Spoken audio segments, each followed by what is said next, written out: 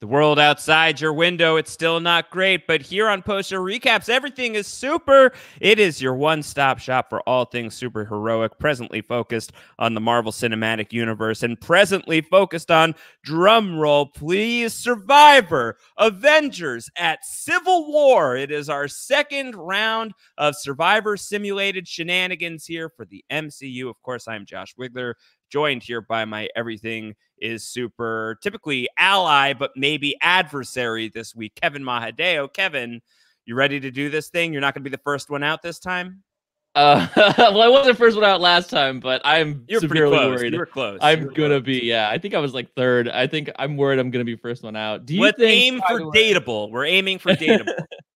Do you think that this beach is actually just an airport and we're just set up now on different parts of an airport? Yeah, we're playing Survivor at an airport in Germany is what's happening here. This is like what quarantine Survivor looks like. It's just like a very fixed, locked-in location, controlled location. That is where Survivor is being played here. Of course, it's not a BrantSteele without Mike Bloom. Mike Bloom of Lost Down the Hatch, of the Survivor B&B, of Tattoo Gate, of so many other ridiculous things. Didn't realize there was a gate involved. I didn't realize it was so controversial. Well, I didn't want to. I feel bad that I spoiled the fact that your tattoo was of a gate leading into. It's just a big gate. I'm getting my whole body tattooed as a gate because I'm an open book.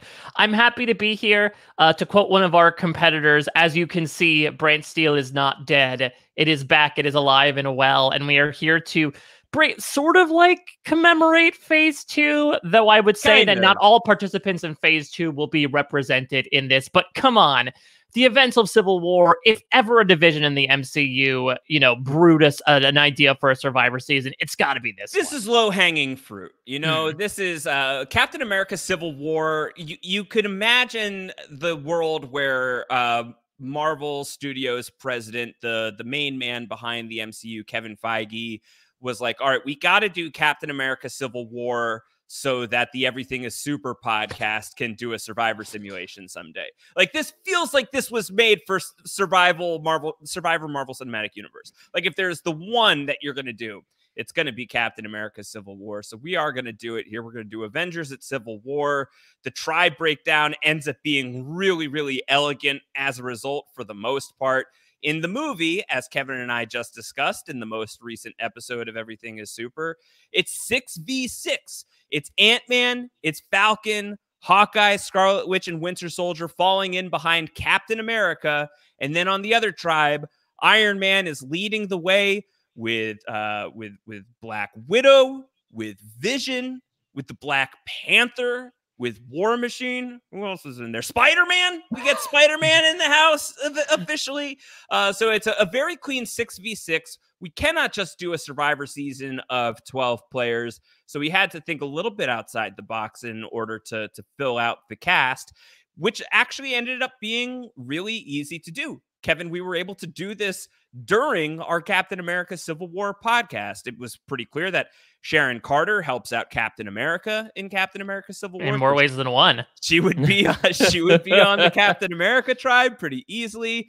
And he's the winner of Survivor, Earth's Mightiest Heroes versus Villains. So it makes a lot of sense that General Thunderbolt Ross, who would be the worst villain of the Marvel Cinematic Universe if not for the existence of Thor, the Dark World villain, Malekith, the Dark Elf, would be on the side of Pro Registration, a.k.a. the Tony Tribe.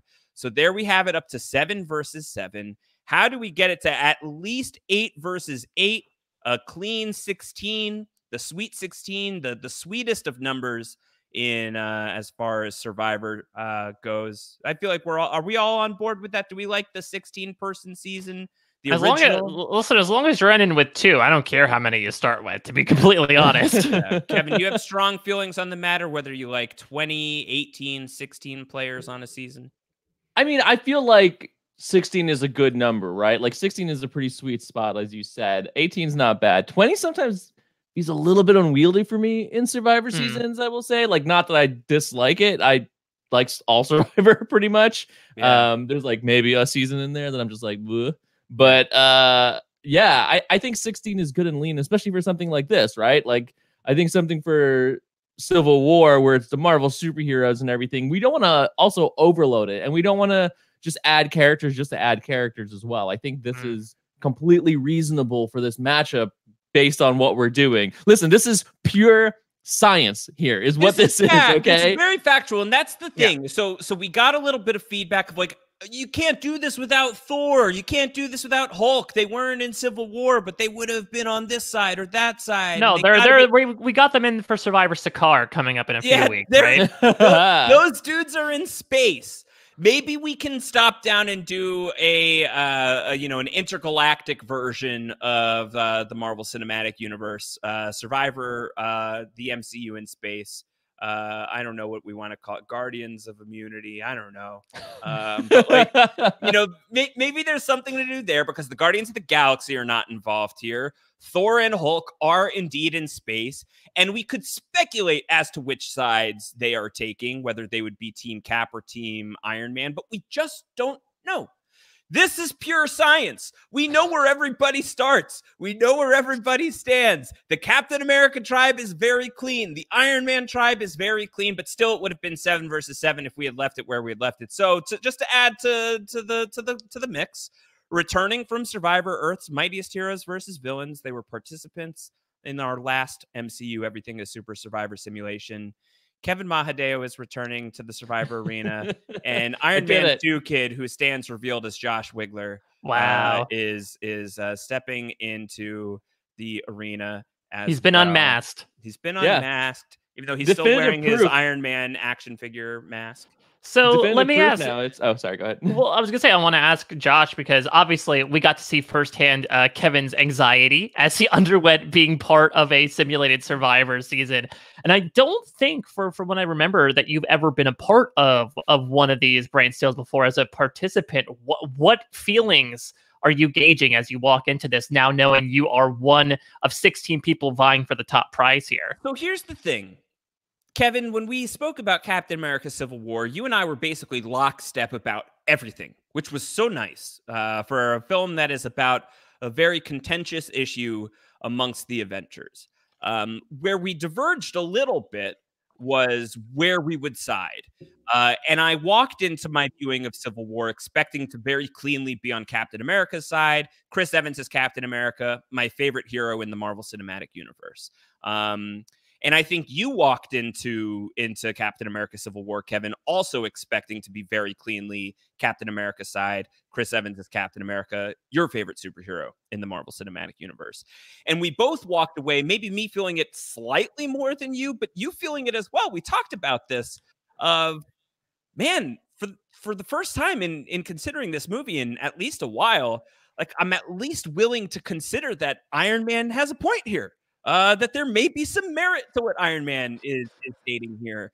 And I think as bridged upon this point, you and I got to this same place of like, well, look, Vision can hold Thor's hammer, and so can Captain America. And if two people who are worthy of Thor's hammer are on opposite sides of the battlefield here, maybe there is a little bit of a point to the pro registration side.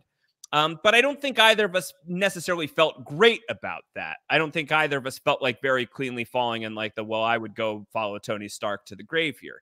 I think maybe I was willing to flirt with that line a little bit more than you, Kevin. But Kevin, I think we both were there to a degree. So what I am most excited for, to answer your question, Mike, is that yes, Kevin is going to be on the Captain America tribe. I'm going to be on the Iron Man tribe. I think it's only fitting considering that Iron Man is here and Spider-Man is here. And as I am now Iron Man kid, I am both kind of Iron Man and Spider-Man. So I should just be starting out with my people. I'm excited to see where the craziness of a BrantSteele simulation takes me. Am I going to be Team Tony all the way through? Am I going to switch sides like a Black Widow and go and team up with the Captain America folks at some point?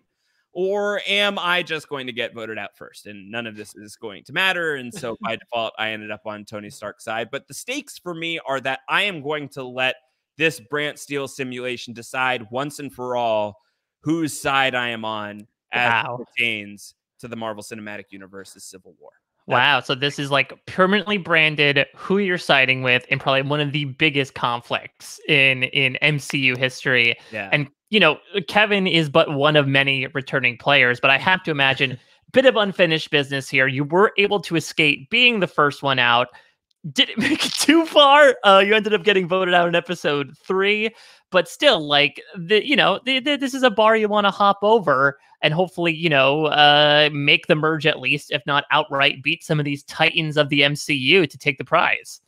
I don't want to say being first one out is my nightmare, but it's sort of my nightmare. Not even just like I dream of the Survivor, like I dream of that too, but like being first one out would be my nightmare. But BrantSteele has also introduced me, even in a theoretical sense, being first one out is anxiety inducing and nightmarish. Like I don't think I slept that well last night, and maybe it was residual of this, fearing what's gonna happen. Or maybe Scarlet Witch is getting in your dreams and trying to two-step like the idea of you being the first one out. Yeah, she's showing me my future.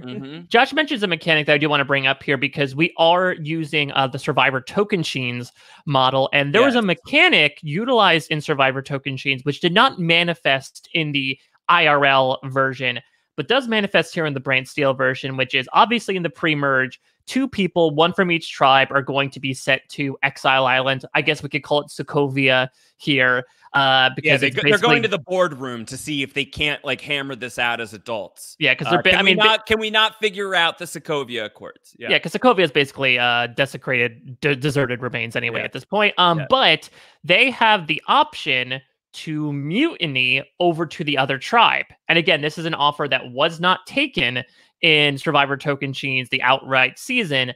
But just to put that out there, if we do go to, Exile Island and somebody says, oh, someone takes the offer and decides to mutiny, that's what they're doing. And I think it also makes sense given this season. Like you said, Josh, Black Widow herself was someone who sort of switched sides, quote unquote, by the end. So I think it shows that even though these tribe divisions are right here, right now, they are fluid AF as to who's going to be hopping whereabouts as their mentalities change over the course of the pre-merge. Fluid AF, and I think that we can actually agree that when when representatives from these tribes are meeting each other on Exile Island, what we're really doing is like we're stopping down for a one-on-one action scene in the middle of the airport.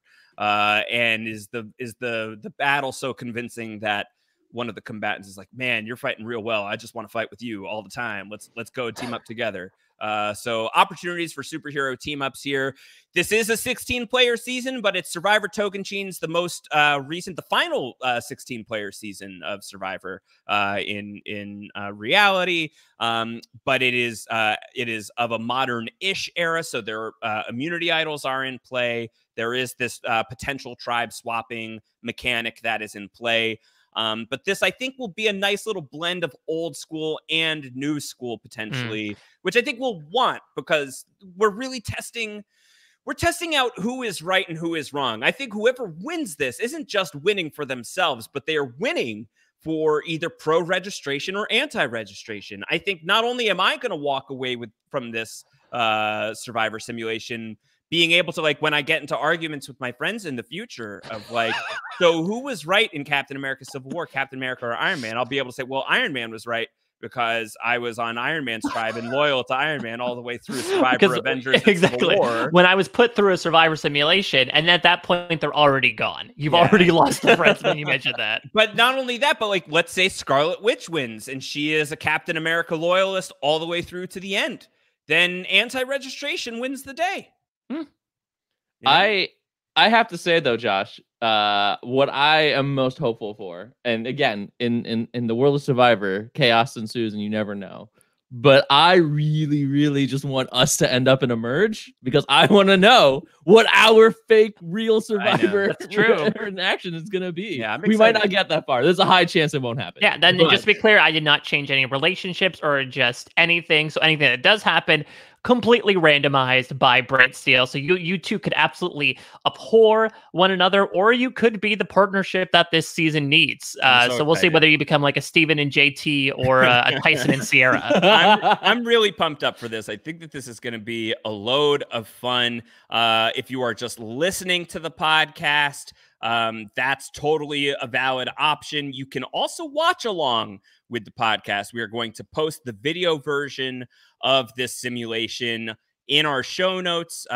We will have the link to the YouTube link where you can watch the video of Kevin, myself, and Mike Bloom playing out the events of Survivor, Avengers at Civil War.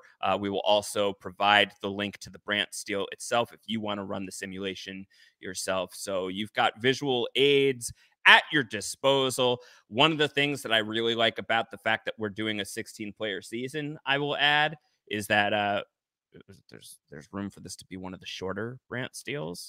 Famous last words. Famous Josh. Last words. We did it usually takes 17 hours. Well, that's the thing. We did a 16-person season for the aforementioned Tattoo season, which was China, and still ended up being 2.5 hours. So, which by Marvel standards is like pretty run of the mill. 2 hours is fine. 2.5 hours is fine. I think once we're veering into 3-hour territory, I'm like, how did this happen again? So I'm hopeful that it doesn't get that far. Let's start gearing up for this. I will say, Kevin and I, we've been very clear with our positions on all of these Marvel movies that we talked about through Phase 2 and the start of Phase 3. Mike, do you come in with any hot takes about either Phase 2 or Captain America: Civil War specifically, since this particular simulation is stemming so specifically from Captain America: Civil War? Yeah, so Captain America: Civil War is a really interesting movie for me as an MCU fan, because I feel like, I can't remember if I talked about this when I was on last time, but I really was sort of like a weird Johnny-come-lately to all of this. I did not grow up reading comics. I had seen, a couple of movies. I had watched Thor and the Incredible Hulk pirated, saw the Avengers in theaters, and for some reason, like, I just took a big yachtis from it, sans watching Age of Ultron on the airplane on the way to my honeymoon, which was very weird because they edited out when Steve Rogers swore. And so the whole language joke made no sense. It's just okay, I don't get it. He didn't say a swear word. Why are they making fun of the fact that he swore? It makes absolutely no sense. But that's the least weird thing about Age of Ultron. But Captain America: Civil War was the first MCU movie in about 4 years that I had gone back into seeing. And this was the movie that really made me tune my interests into this stuff. I think from that perspective, it's like a fun little access point into whatever's to come. Because I really do feel like, while it is weird to start Phase 3 with it, it really does start another phase of hey, all this crazy stuff is happening. Everything you thought about the MCU is now absolutely changing. We're bringing in new people. We're highlighting different types of people. Everyone's at odds with one another. And then Thanos is going to come in and completely destroy everything. And then they rebuild everything. It's a really big game-changing movie that holds a special place in my heart. The only other hot take I have is there was not nearly enough love from your Age of Ultron podcast for Rhodey's classic line, "Boom, you looking for this?" That's like a top 5 War Machine moment, in my opinion. I know. All right, well, we'll see. Maybe there will be justice for Rhodey here, who, not to be too concerned, but is coming into the game with a bad back. That's another thing as well. I agree with you guys that while this is a really great movie, it does have some weird stuff in it. I will say personally that I don't know. I never loved that not Rhodey getting injured, but Rhodey getting injured and then getting healed by the end of the movie. I wondered if there was a tech though, right, Kevin? He's getting the Tony Stark assist, and he's still otherwise going to be he would be paralyzed otherwise. Yeah, we actually do see that come into effect later as well. I think when he's in, he's in the tech to help him to assist him in walking, that he's still getting used to. It's not healing him, because in Endgame, there's actually the part near the very end when he has to eject out when they're trapped on the rubble, and he uses his escape phrase canopy, and he ejects. He can't walk. He actually is on the ground, and he's using his arms to move. Is there comic book precedent for Rhodey to be fairly injured and dependent on the War Machine suit? Oh man, I'm not positive, but you might be right. That happens a lot in comics, to be fair, where someone has a power or a thing, and then something will happen to them and be now you're dependent on it in order to live your life.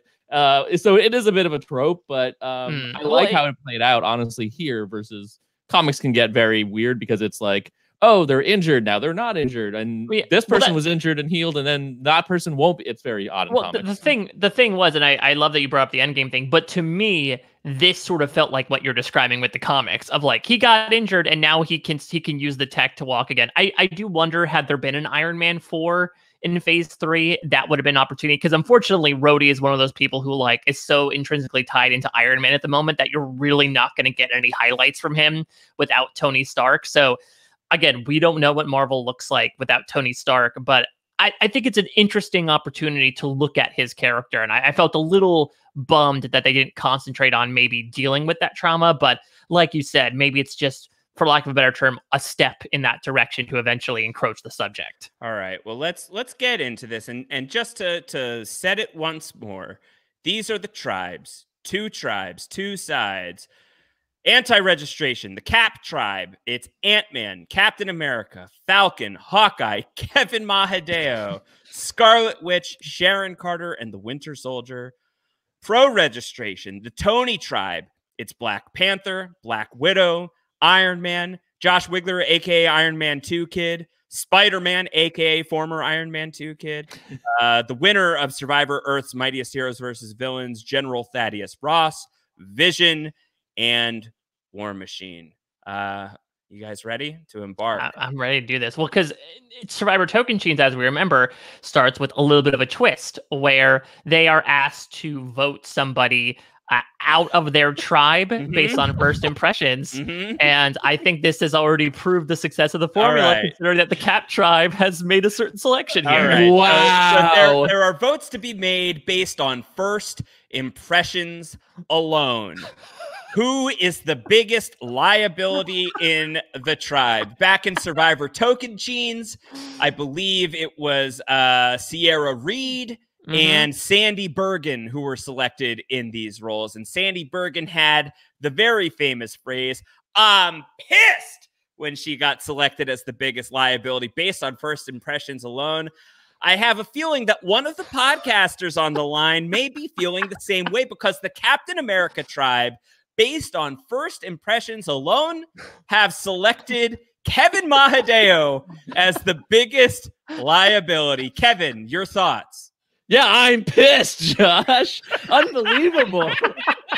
This is what I get. I definitely jinxed myself, I guess. Not first one out here. Oh, my God. This is rough. I'm so sad. I'm so sad. Captain America tribe has identified Kevin Mahadeo as the biggest liability. I'm going to go throw up somewhere. It's not incorrect, though, right, Mike? Yeah, I mean, listen, Kevin is the only one who isn't a superhero here. I mean, and you look at sort of like, especially Cap's tribe, I can imagine that Cap sort of values like big, brawny strength. And no offense to Kevin, but I think like they'll all look at down the line at you and they'll be like, all right, well, I guess we could spare him. Because let's remember that I think in the moment, everyone thought that they were voting somebody out, when it turns out that these people were actually given a special thing. So Kevin, as much as you might think you're starting a game on the wrong foot or the wrong pace, you do have a golden opportunity ahead of you that we'll get to. All right. Yeah, well, I mean, like Sierra got picked because she had a cold, I believe. Yeah. So. Yeah. You're sounding a little stuffy to me, Kevin. You feeling okay? I am not stuffy at all. I can handle this, Josh. I can be important to this team. Okay. All right. Well, let's see how it shakes out. Over at the Iron Man tribe, it's going to be War Machine. You know, he got shot out of the sky. They're a little worried that, especially this being, Tokenshiens adjacent, if we leave War Machine in for too long, is he just going to get Joe Dowdled out of the game? Is he just going to get medically evacuated? His armor can get infected. His armor might get infected. So you think Ant-Man can do that? Like climb inside War Machine's armor and be like, "There's an infection. I don't know what happened. We have to medevac them." Yeah, I think it's possible. We have to remember that there are superpowers at play here in Survivor, Avengers at Civil War. Okay, so Kevin has been selected as the biggest liability for the anti-registration tribe. Kevin, I think maybe also like they listen to the podcast. Or like, oh, I don't know that Kevin's fully committed.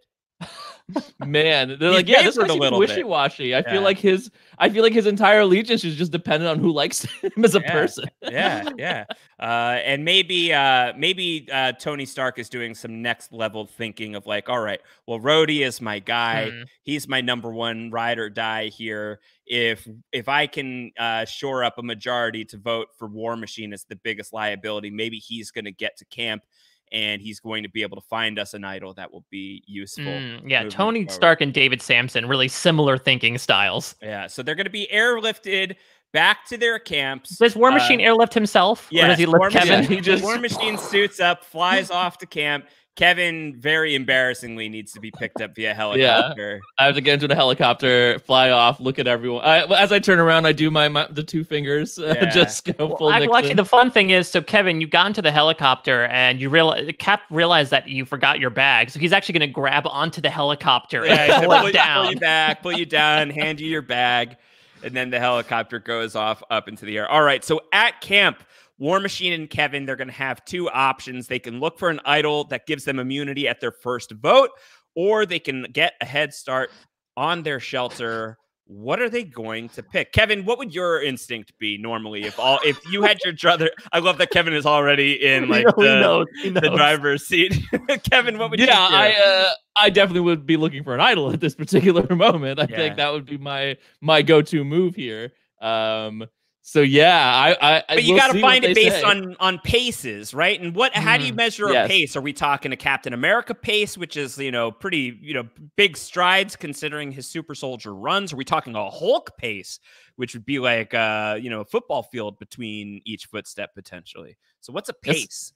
That's a good point. I mean, I can never establish what a pace is. I also think that, the American system of like, it's feet, guys. We decided that this one dude who has a 12-inch foot, that's now the standard. So, that might be a little difficult. I also now wonder, like, what are the shoe sizes of some of these people? Because, like, you think Hulk is like 2 Shaqs versus just like, like a 15-inch foot. No, he's got to be like the internet has cataloged that. Know that they've taken pictures, measured it against their body length to figure out what their foot size is. I would assume that's internet. Correct. All right, well, let's see what the simulation has decided these choices will be. Kevin chooses to get a head start on shelter.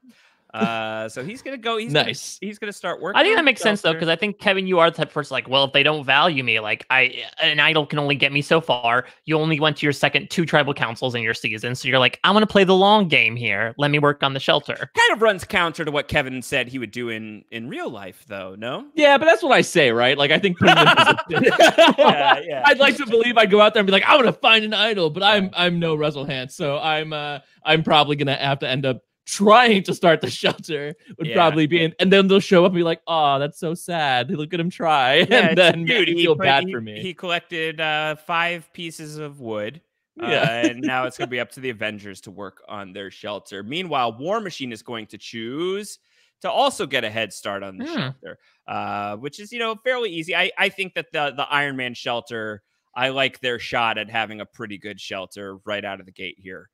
Versus the anti-registration tribe. No, what do you mean? Well, Cap can rip logs open with his bare hands. Once he gets there, but a head start. I mean, War Machine's just going to be able to like raise trees with his armor. You know? And what if they get lost? What if they get lost on their way to camp and then they take hours and hours to arrive?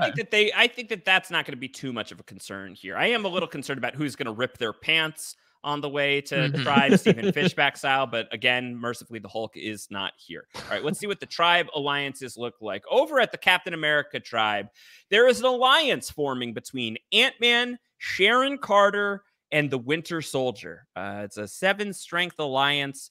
This feels like a little bit of a ragtag crew. No, I would call this alliance America's ass because, as we know, Ant-Man loves that. Sharon Carter digs that. And, again, if you check out certain parts of the internet, I think Bucky digs it as well. All right. So Ant-Man, Sharon Carter, and Winter Soldier, a.k.a. America's ass. I love that. They are joining together in their mutual adoration of Steve Rogers' posterior. There is another alliance here on the Captain America tribe, and that's Captain America, Falcon, and Scarlet Witch. These are 3 of the core Avengers at the start of Captain America Civil War. So maybe it's just Cap being like, all right, we're the crew. We're the Avengers here on this tribe. We got to make sure that everybody is staying tight and everybody's staying on message and everybody's staying on target. Do we think, because obviously there's a good handful of returnees coming to this, and Cap, for those of you that might not have watched Earth's Mightiest Heroes versus Villains or might not remember, Cap made it all the way to 4th place, was the last hero standing. Basically, he was the last hero, I think, at the final 6, and then won 2 immunity challenges. Is he the biggest target coming into this season based on that? He's got an uphill battle. This whole season is based on one of his movies. You know, like I feel like Steve Rogers needs to watch his 6. So he's really incentivized to have people that he knows he can trust here. And I think Falcon and Scarlet Witch stand out as 2 of the people he can trust the most on his tribe. Yeah, he and Bucky go back, but Bucky goes buck wild every once in a while. You just say the wrong words to Bucky and he's off on his Hydra programming bullshit. Sharon Carter never identified herself as Peggy Carter's niece until it was a funeral. And that was very awkward. So that was a key piece of information she held from Captain America for a while. And yeah, Ant-Man seems to have some starstruck hero worship towards Captain America, but they basically just met. Yeah, he's an unknown factor. And I think also for Bucky, let's not forget, he's also a little bit emo. So Cap is extending hands outward, and Bucky's just like, not now, Steve. I need some time. And then just walks away and like broods in the corner. Yeah. Bucky's definitely that like rogue ally that you're like, I got it. It's like sort of like Sherry and Shamar from Caramoan and of like, I want to take him to the end, but like they're just so out there that I don't know if I can manage it. You know, Captain America coming into this is sort of the presumptive JT Thomas of this season, right? You know, he's the hero. He would lose his tooth. Jeff Probst would be so excited to give Captain America his piece of tooth back. So there's a lot of that going on. Any other alliances on this tribe? No, that's it. That means, Kevin, you're currently on the outs. You're not in with anybody at the moment. Hooray! Just you and Hawkeye just hanging out in the fringe. Hawkeye's like, I don't want to get involved in this. I'm retired. I don't even know what I'm doing here. Yeah, he basically got forced out of retirement, Survivor retirement, to come back and compete. All right, let's see what the tribe alliances are like over at the Stark tribe. At the Stark tribe, there is a big alliance taking shape between Black Widow, Spider-Man, General Ross, and War Machine. Somebody explain this one to me, because I'm struggling to see the through line. I guess Black Widow and Spider-Man are both spiders. Yeah. And I think, I don't know, maybe remember General Ross loves spiders. Dr. Arse-like affinity to them. You know, War Machine and General Ross are both military people, so maybe it's like the spider military industrial complex. Yeah, and let's remember that also Black Widow, of everyone in this group, is still a government agent, right? Yeah. So she probably has some loyalty there. And Spider-Man's a young kid, so you can imagine that he has like, well, I guess I better listen to the government. He's not as disillusioned as, you know, the people on the other tribe. He's impressionable, I think, is a big piece of this. So by the way, I totally agree with Kevin, and assumingly your take as well, Josh, that I think Tom Holland is the best Spider-Man. Oh, currently. Tobey Maguire had the doobiness, but not the smart aleckiness. Andrew Garfield had the smirk alekiness and not the doobiness, and Tom Holland has both. Plus, he actually looks like a high schooler. Yeah, it's great. Yeah, it's great. So I'm thrilled that we've entered the Tom Holland era. I have a little bit of a different take here on how this alliance formed. I think you're right. I think War Machine is a military man. We saw it in the movie as well. He was very much, you know, pro oversight. But I think Black Widow is Black Widow. I think she's a little bit smart enough and savvy enough to be like, I need to keep an eye on Thunderbolt Ross here, just in case. So I think she might be remembers. We can't underestimate General Thaddeus Ross. Even if Kevin and I have liberally dumped upon this man in our villain rankings in Everything is Super, this is still the returning champion of Survivor Earth's Mightiest Heroes versus Villains. He's a very dangerous player. And maybe to General Ross's chagrin, he's walking into this with a loyalty of 9 in this tribe alliance. He's the most loyal member of this tribe, where Spider-Man is a loyalty of 5. He's like, I don't really know what I'm doing. I kind of just showed up. There's another alliance on this tribe, and that is between Iron Man, Josh Wigler, and Vision. It is a 3-person alliance between Iron Man, Josh Wigler, and Vision. Josh Wigler, who has sided with the pro-registration stance, falling in line because he has an Iron Man helmet, as you can see if you are watching or checking out the BrantSteele link, that it is a picture of Josh Wigler with an Iron Man helmet on his face. With Tony next to you, it actually looks like he's pointing at you if you put the 2 pictures together. It really does. But as Josh Wigler also like very eloquently articulated during the Captain America Civil War podcast, who knows if Iron Man has a point, but if Vision is the one who's saying we cannot dismiss registration and oversight out of hand, then it has to at least be considered. So it feels like Feels like kismet that Iron Man, Josh Wigler, and Vision are aligned here in the early days of Stark Beach. Or Yeah, and you would imagine that. Tarmac? Yeah, and you would imagine Tarmac. that Vision would work with Iron Man, right? Because like that's his daddy, that's his creator, in a manner of speaking. He still has that Jarvis in him, so you'd imagine even though the loyalty isn't as strong as apparently you and Iron Man's loyalty to each other, he's still in there for the long haul. Now, of course, Josh Wigler should be pretty nervous right now, being the only person on this team who is not a superhero or battle tested, despite his Iron Man helmet, and the fact that he is aligned with two people. It's an alliance of 3 versus an alliance of 4. Conspicuously, Black Panther has yet to choose a side. Well, I think very in character. Yeah, it's like it's very Wakanda, right? Like staying invisible, don't want to reveal yourself until you have to. He's waiting. He's waiting to see. All right. Immunity challenge. What do we remember of the immunity challenge of Survivor Token Sheets, the first one? Mike? I believe they had to like throw themselves up and over a bunch of like A-frames in the sand or something. Pretty inconsequential. So they have these Avengers logos out on the runway that they have to throw themselves over. They're gonna have to run across. It's gonna be very, very physical. Do we have any prediction for how this is gonna shake out? I'm hoping for Kevin's sake that the Cat Tribe wins here. Same. I'm really hoping for that. There are a lot of strong, agile people on there. Like you got your Spider-Man over on Team Tony, but the rest of them, robot people might be hard to. I don't know if they're allowed to fly over because that might be cheating. So I think their heavy armor might weigh them down. I don't think any of the Avengers were signing on for this season of Survivor if they weren't allowed to bring their respective abilities to the table. Yeah, Scarlet Witch can't check her witch powers at home.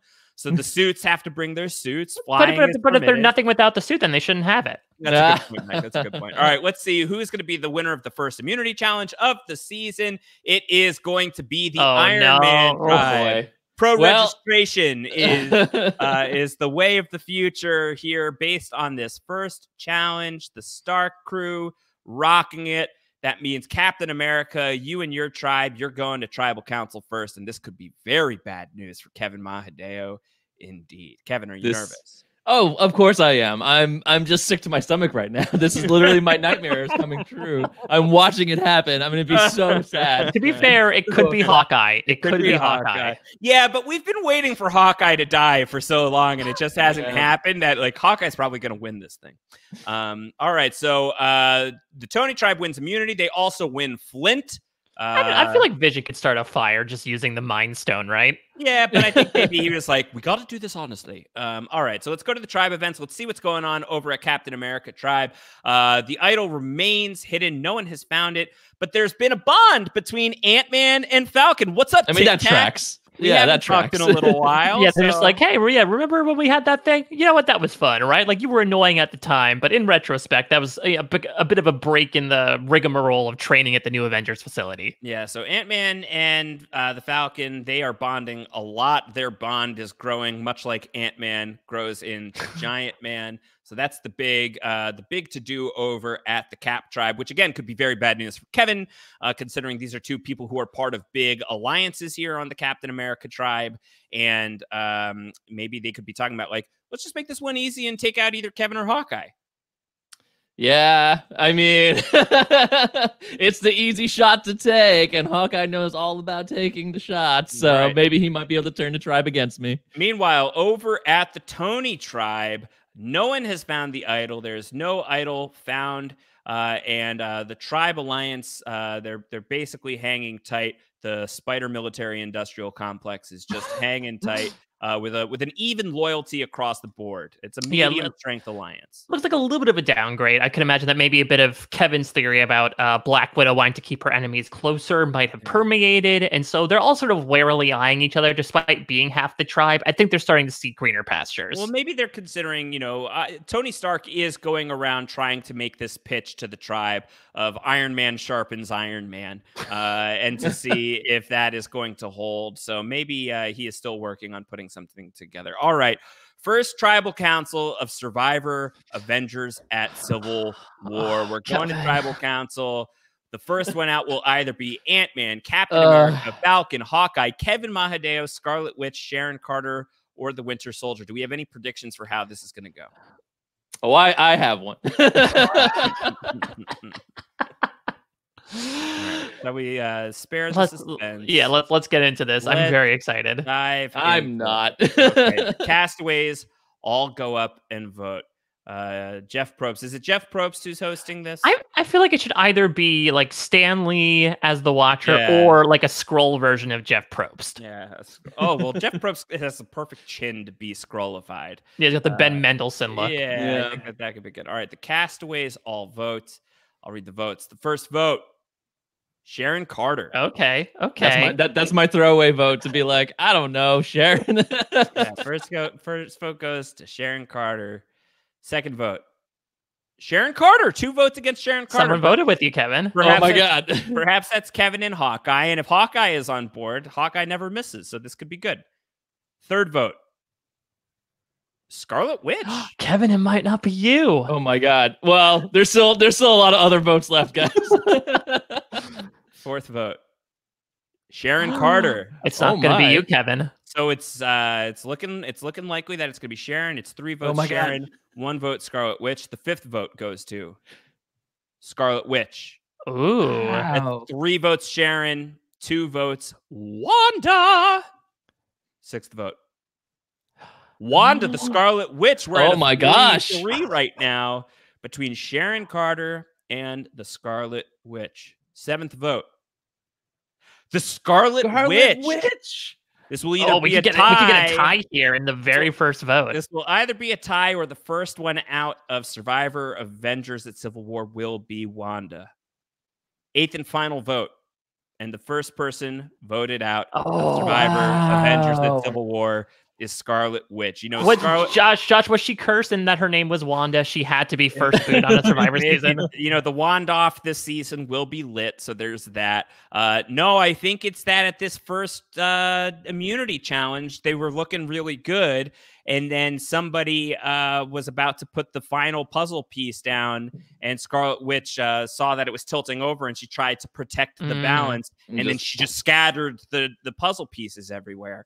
And so everybody figures she's just too much of a risk. Yeah, she's a liability, guys. I mean, with her power set and her unpredictability at times with controlling it, it's dangerous to have her around. So. And you can imagine, like, maybe it's a little bit tough to talk with her with that accent. It just feels like it sort of goes in it's and coming out. and going. Yeah, exactly. Yeah. People, like, they don't really know if they can trust that. And plus there's this idea of, like, your boyfriend's on the other tribe. Like, how much are you really going to contribute to the Cap initiative? Because remember, she was sort of only really a part of Cap's side because he's the one who jailbroke her when she was sort of under house arrest.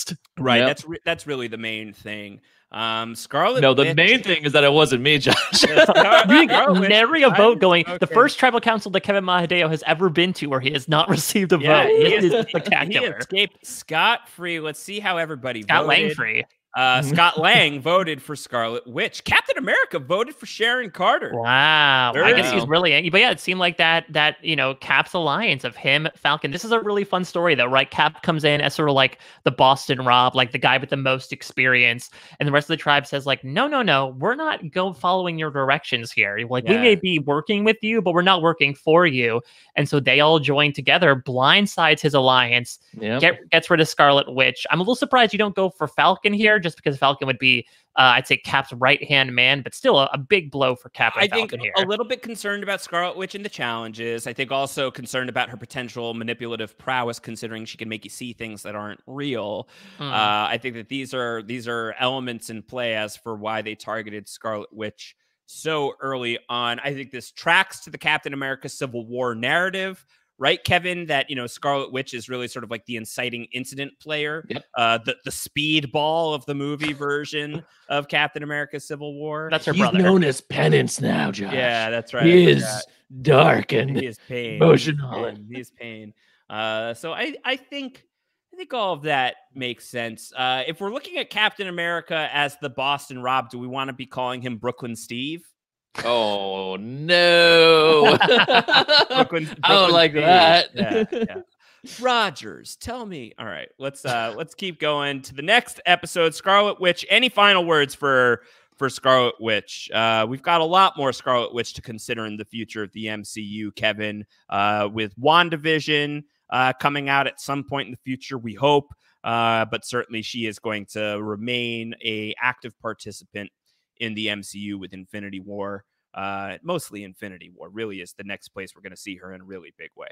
Yeah, I mean, like, while Wanda might be gone here on Survivors Civil War, she still has definitely a presence in the Marvel Universe coming up for us, but also in the future. And she's going to be in the two things I think for the next phase I'm most looking forward to. You mentioned WandaVision, which I'm very pumped about, especially after that teaser. But she's also going to be in Doctor Strange in the Multiverse of Madness. And I'm very, very, very, very excited for that. So Wanda has a big part to play in the MCU and doing the type of stuff that I'm most interested in. So I'm very, very pumped to see her in the future. But I won't be seeing her on my tribe anymore because she's gone. she's gone, and I'm kind of happy that she's gone because now I don't have to worry about breaking out into Wanda voice and stuff throughout the. So my vocal cords are thankful to lose Scarlet Witch here in the first round. All right, let's go to the next episode. 15 players remain. Isn't that so exciting? We're already down to 15 players. Yeah, it's like the leanest thing. Yeah, sped through the first 4 episodes of our modern day season of Survivor, and here we are, only 45 minutes in. All right, the anti-registration tribe: Ant-Man, Captain America, Falcon, Hawkeye, Kevin Mahadeo, Sharon Carter, and the Winter Soldier. Over at the pro-registration tribe, Tony tribe, it's Black Panther, Black Widow, Iron Man, JD Wigler, Spider-Man, Thaddeus Ross, Vision, and War Machine. Let's go to the alliances. The alliances are exactly what they were, except Scarlet Witch is gone, and Steve and Sam are like, uh-oh, this is bad. This could potentially be very bad. Maybe they're going to want to try and scoop up Kevin and Clint. Yeah, I was going to say, because the thing is, America's ass is still firmly held together, but it does seem like Kevin and Hawkeye are sort of rogue agents at this point. Hawkeye's gone full Ronin right now, and so it's very easy to just sort of scoop them up if you're really looking to blindside the other 3. I mean, I think that's what happened last time, right? I think Sharon was savvy enough to go and say, like, hey, Hawkeye and Kevin, you guys are on the bottom right now, but I can keep you safe if you come join us on this vote for Wanda. And we did, because we have no alliance. Yeah. America's ass is holding its shit together. Meanwhile, over at the Tony tribe, the Spider-Man military industrial complex is still holding. The Wigler and Iron Man and Vision tribe is still holding. Do we have a name for that one? Is that Iron Man sharpens Iron Man? Yeah, I think so. Yeah. I like that also. It looks like between Tony, in the robot, like lower robot suit, no mask, you in robot mask, no suit, and then Vision. It looks like Vision is like your weird hybrid child, because it's like the fusion of like robot faces. And then you have this is underreported, actually, is that I'm Vision's father. Yeah, we could say, like, we can call this alliance Iron Family or something, and that it does seem like you're sort of posing for a photo right now. We're the Iron Lads. The Iron Lads here. The young Iron Lads here on the Tony tribe. Immunity challenge here in episode 2. 3 castaways from each tribe would face off against each other in a river to retrieve a ball and throw it to their tribe's net to score a point. This is effectively basketball. Yes, which luckily existed back in Steve Rogers' day. So hopefully, we talked about this during Heroes versus Villains, right? How the heroes would like almost always decimate people. Luckily, things are a bit more even here, but I'm hoping, just because I want to see what happens on the Tony tribe, that Cap ends up getting a victory here. And you can imagine he himself is going to muscle people out of the way. But I think on paper, I think that you would have to think that the Tony tribe has the better ballers. You've got people who can fly. You've got 3 people who can fly on this tribe, potentially 4 if we're to assume that Josh Wigler has indeed received an Iron Man suit. He is wearing an Iron Man helmet here on this tribe. Black Widow is very, very agile. Spider-Man can swing around. He knows his way around a net.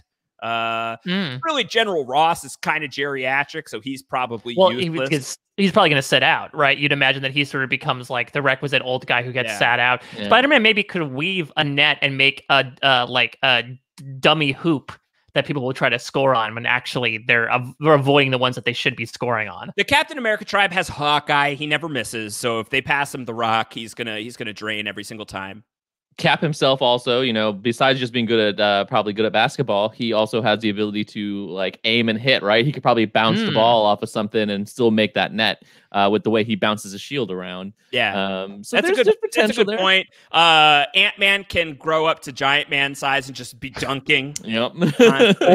Or if he sees the other tribe has the ball, he could grow the ball to a giant size and then make sure it's unmaneuverable. He's very effective point guard as giant man. So you got Falcon, who has again the flying ability there. He's their only flyer though, isn't he? Yeah. So that's going to be tough. I think that is going to be a little bit difficult for the Captain America tribe. But we'll see. So the immunity challenge plays out, and the winner, it's the Tony tribe. This is a stacked tribe. Too many flyers. Too many flyers. It's a stacked tribe for basketball. I think it's really hard to topple this crew as it pertains to basketball. So they're going to win fishing gear. That's great news. These guys are hungry because they're definitely not already repulsor raying fish out of the. Who's the resident fisherman? Would you say Black Panther because he's the most cat-like? I figured that everybody's just eating in their respective corners at the airport. There's food courts that are open. Who is eating at where? Who's eating at the Subway? Who's eating at the Burger King? Just the airport. Tony's eating shawarma. He's just housing Tony's that. eating shawarma. Wigler is parked at Panda Express. So you know, I think Black Widow's looking for borscht. Yeah, she's looking for borscht wherever she can get it. All right. So they can send someone from the losing tribe over to Exile Island. So Exile Island is officially in play. And the Tony tribe is going to send Sharon Carter. Ooh, there's a chance she could mutiny. Sharon Carter going to exile. I think it would behoove Sharon Carter to mutiny. I think it would be very, very wise for Sharon to leave the Steve tribe, considering she was briefly targeted there. Well, yeah, she gets to pick someone from the other tribe to come over as well. So that could be another interesting thing because she can go over and also work on an alliance with them while they're, you know, in their accords together. Yes. Will there be a cross accord alliance? Will there be an accordance here on the Sokovia Accord Island? Who is Sharon going to bring with her? She is going to pick me, Josh Wigler. Josh Wigler is going to help hammer out the Sokovia Accords. It could be awards. That'd be a good way to settle the Sokovia Awards show. I mean, I'd be interested to watch that. I mean, this makes sense. You're sort of the unknown factor. You're a new person into this game. She's like, wait, you're Iron Man 2 kid. So but Spider-Man is also on your tribe. I always thought that Spider-Man and Iron Man 2 kid were the same person. I'm like, all right, well, listen. So hi. I unmasked. Josh Wigler here. That's actually just like a. I thought you were shushing her. No, that's just like my mask is like coming apart. That's the noise it makes. It goes. Shh. I would never shush Sharon Carter. I'd be very interested to hear what she has to say. I want to know more about the tribe dynamics over at the anti-registration tribe. So at Exile Island, at the Sokovia Awards, there are what's called the Sokovia Awards because I think I'm just probably going to say that. There are two bottles here at the Sokovia Awards Island. One bottle contains an idle clue and the option of mutinying to the other tribe. So who is going to get that bottle? It's going to be Sharon. Ooh, Sharon gets the bottle with the option. What's she going to do? So the power is in Sharon's hands. She's got a clue to the immunity. So then in that case, let's not say two bottles. Let's say there are two gauntlets. And one gauntlet contains the Infinity Stone, the Time Stone to swap over the other tribe. And the other one, much like was found in Odin's vault, is a complete forgery. Fake. Yeah, one is a forgery and one has the Power Stone, right? Like, who's going to get the power? So Sharon gets the bottle with the clue towards an Infinity Stone and the choice of whether she wants to shake things up. Has she decided that registration has merit? She does. Wow. She does. Sharon Carter is out on the Captain America tribe. Wow. She has decided that registration is in everybody's best interest, that Tony Stark is right. And I got to say, I have to imagine Josh Wigler, very smooth operator. Yeah, Josh, MVP of this episode, convincing Sharon to swap over. Like, I think it would be a really good idea if you swapped over to us. You saw how studly we were at basketball, me especially. Drained. Wow. America's ass is pooping itself right now. It just America's ass is just broken apart. There's a crack. America's ass has showed its crack, and there are only 2 cheeks remaining over at the Captain America tribe, as that's going to be certainly those 2 are pooping themselves pretty bad right now. Yeah. All right. Unbelievable. So Sharon Carter has defected. Maybe she just found that kiss really awkward. Like, and now she's just like, she thought about it a little harder. Or she realized, she's like, wait a minute, Uncle Steve is no, I gotta get away from this. Yeah. She thought about peace out. She thought about that, and she's like, I can't deal with that. All right. Tribe events. At the Captain America tribe, there is still an idol in play, but no one has found it. Ant-Man and Captain America, slight bond. Good on Ant-Man for putting in the work here. Like, despite maybe being on the outs, like he put in work with Falcon. He's working with Cap. The most likable human being on the planet. So it's no surprise that it's translating to Scott Lang here, as Ant-Man's social game is just tremendous so far. So Captain America and Ant-Man are having a good time. Meanwhile, at the Tony tribe, Sharon has a clue for the idol. She is not going to share this clue, but she's also not going to find the idol here at the Tony tribe. The Tonys is another name for the Sokovia Awards. All right, so Sharon Carter has joined. Oh, wait, how about this? She has found the idol. Sharon Carter just found the Power Stone here on Stark Tarmac. Wow, so she swapped tribes, and she's like, you think you can get rid of me? No. I have the Power Stone here. Yeah, she's got the Power Stone now. That's Sharon Carter. You know, it is always like the person's like, you're on this season. Who's going to demonstrate that they've got some ability here? At least as far as she's underrated. She is a leading member of Shield. She was very savvy, very smart, very good fighter. So I'm excited that Survivor Avengers at Civil War is allowing Sharon Carter to flex. To really show that she's a character who is worth being here, because so far in the simulation, much better character than she is in the movies. Already. Black Widow and General Ross, their bond is growing. You think General Ross is serving as like a parental figure to her in this moment? Yeah, maybe. Just considering we do not have David Harbour yet in the MCU to serve as her actual parental figure. It still could be that Black Widow knows like the smart play is to just be as close as possible to the person who's won this game before. Yeah, she's still playing both sides, or they're bonding over the Hulk because Thaddeus Ross dislikes him, and she's probably upset that he pieced out into the sky and that didn't show up to help them. So she's also got some anger over the Hulk right now. So they're bonding over just their shared upsetness over Bruce Banner. Yeah, this is the Hulk Buster Alliance here. All right. Over at Tribal Council, it's the Cap Tribe, and this has gotten very interesting because we basically have 3 squads of 2 potentially. We've got the 2 cheeks of America's ass, Ant-Man and Winter Soldier. We've got Captain America and Falcon are a duo, and then there's Hawkeye, who is a Ronin, and Kevin Mahadeo, who is also kind of a Ronin.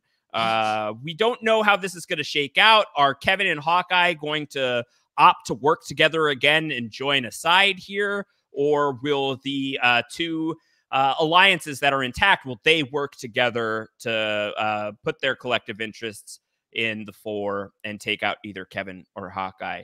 What are we expecting here at the second Tribal Council of the season? I don't know what I'm expecting, but I'm feeling dread.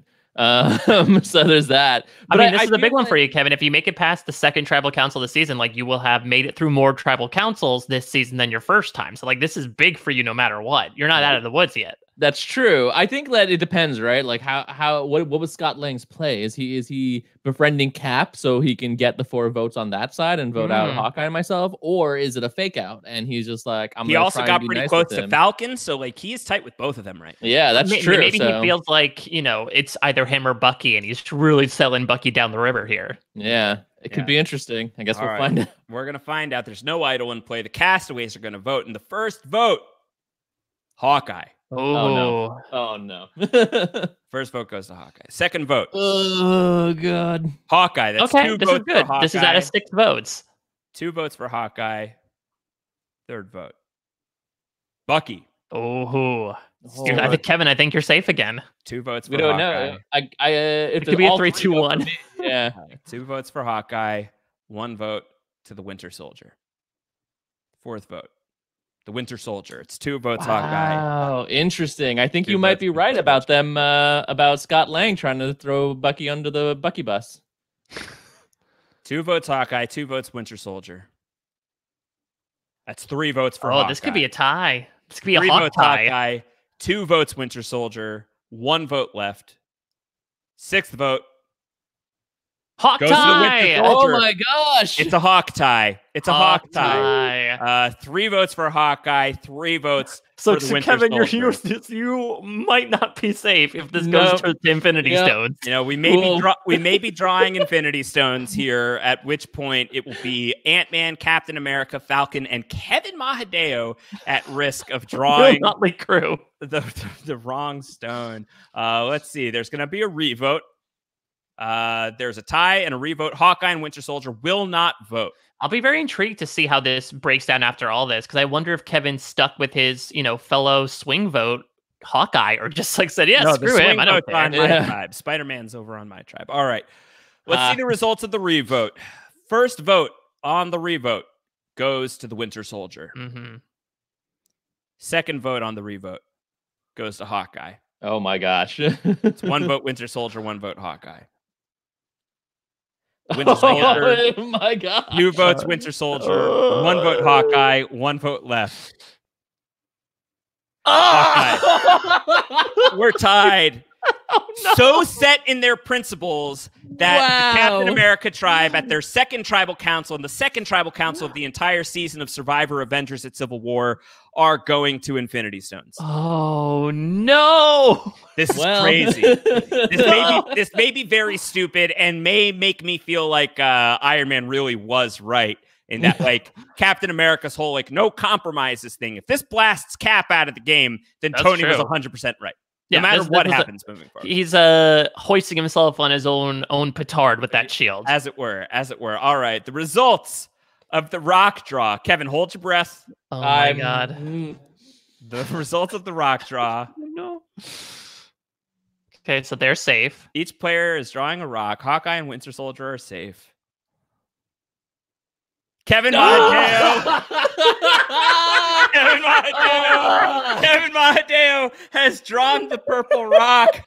Wow! Oh my god! I'm so mad. I'm pissed. You were so safe.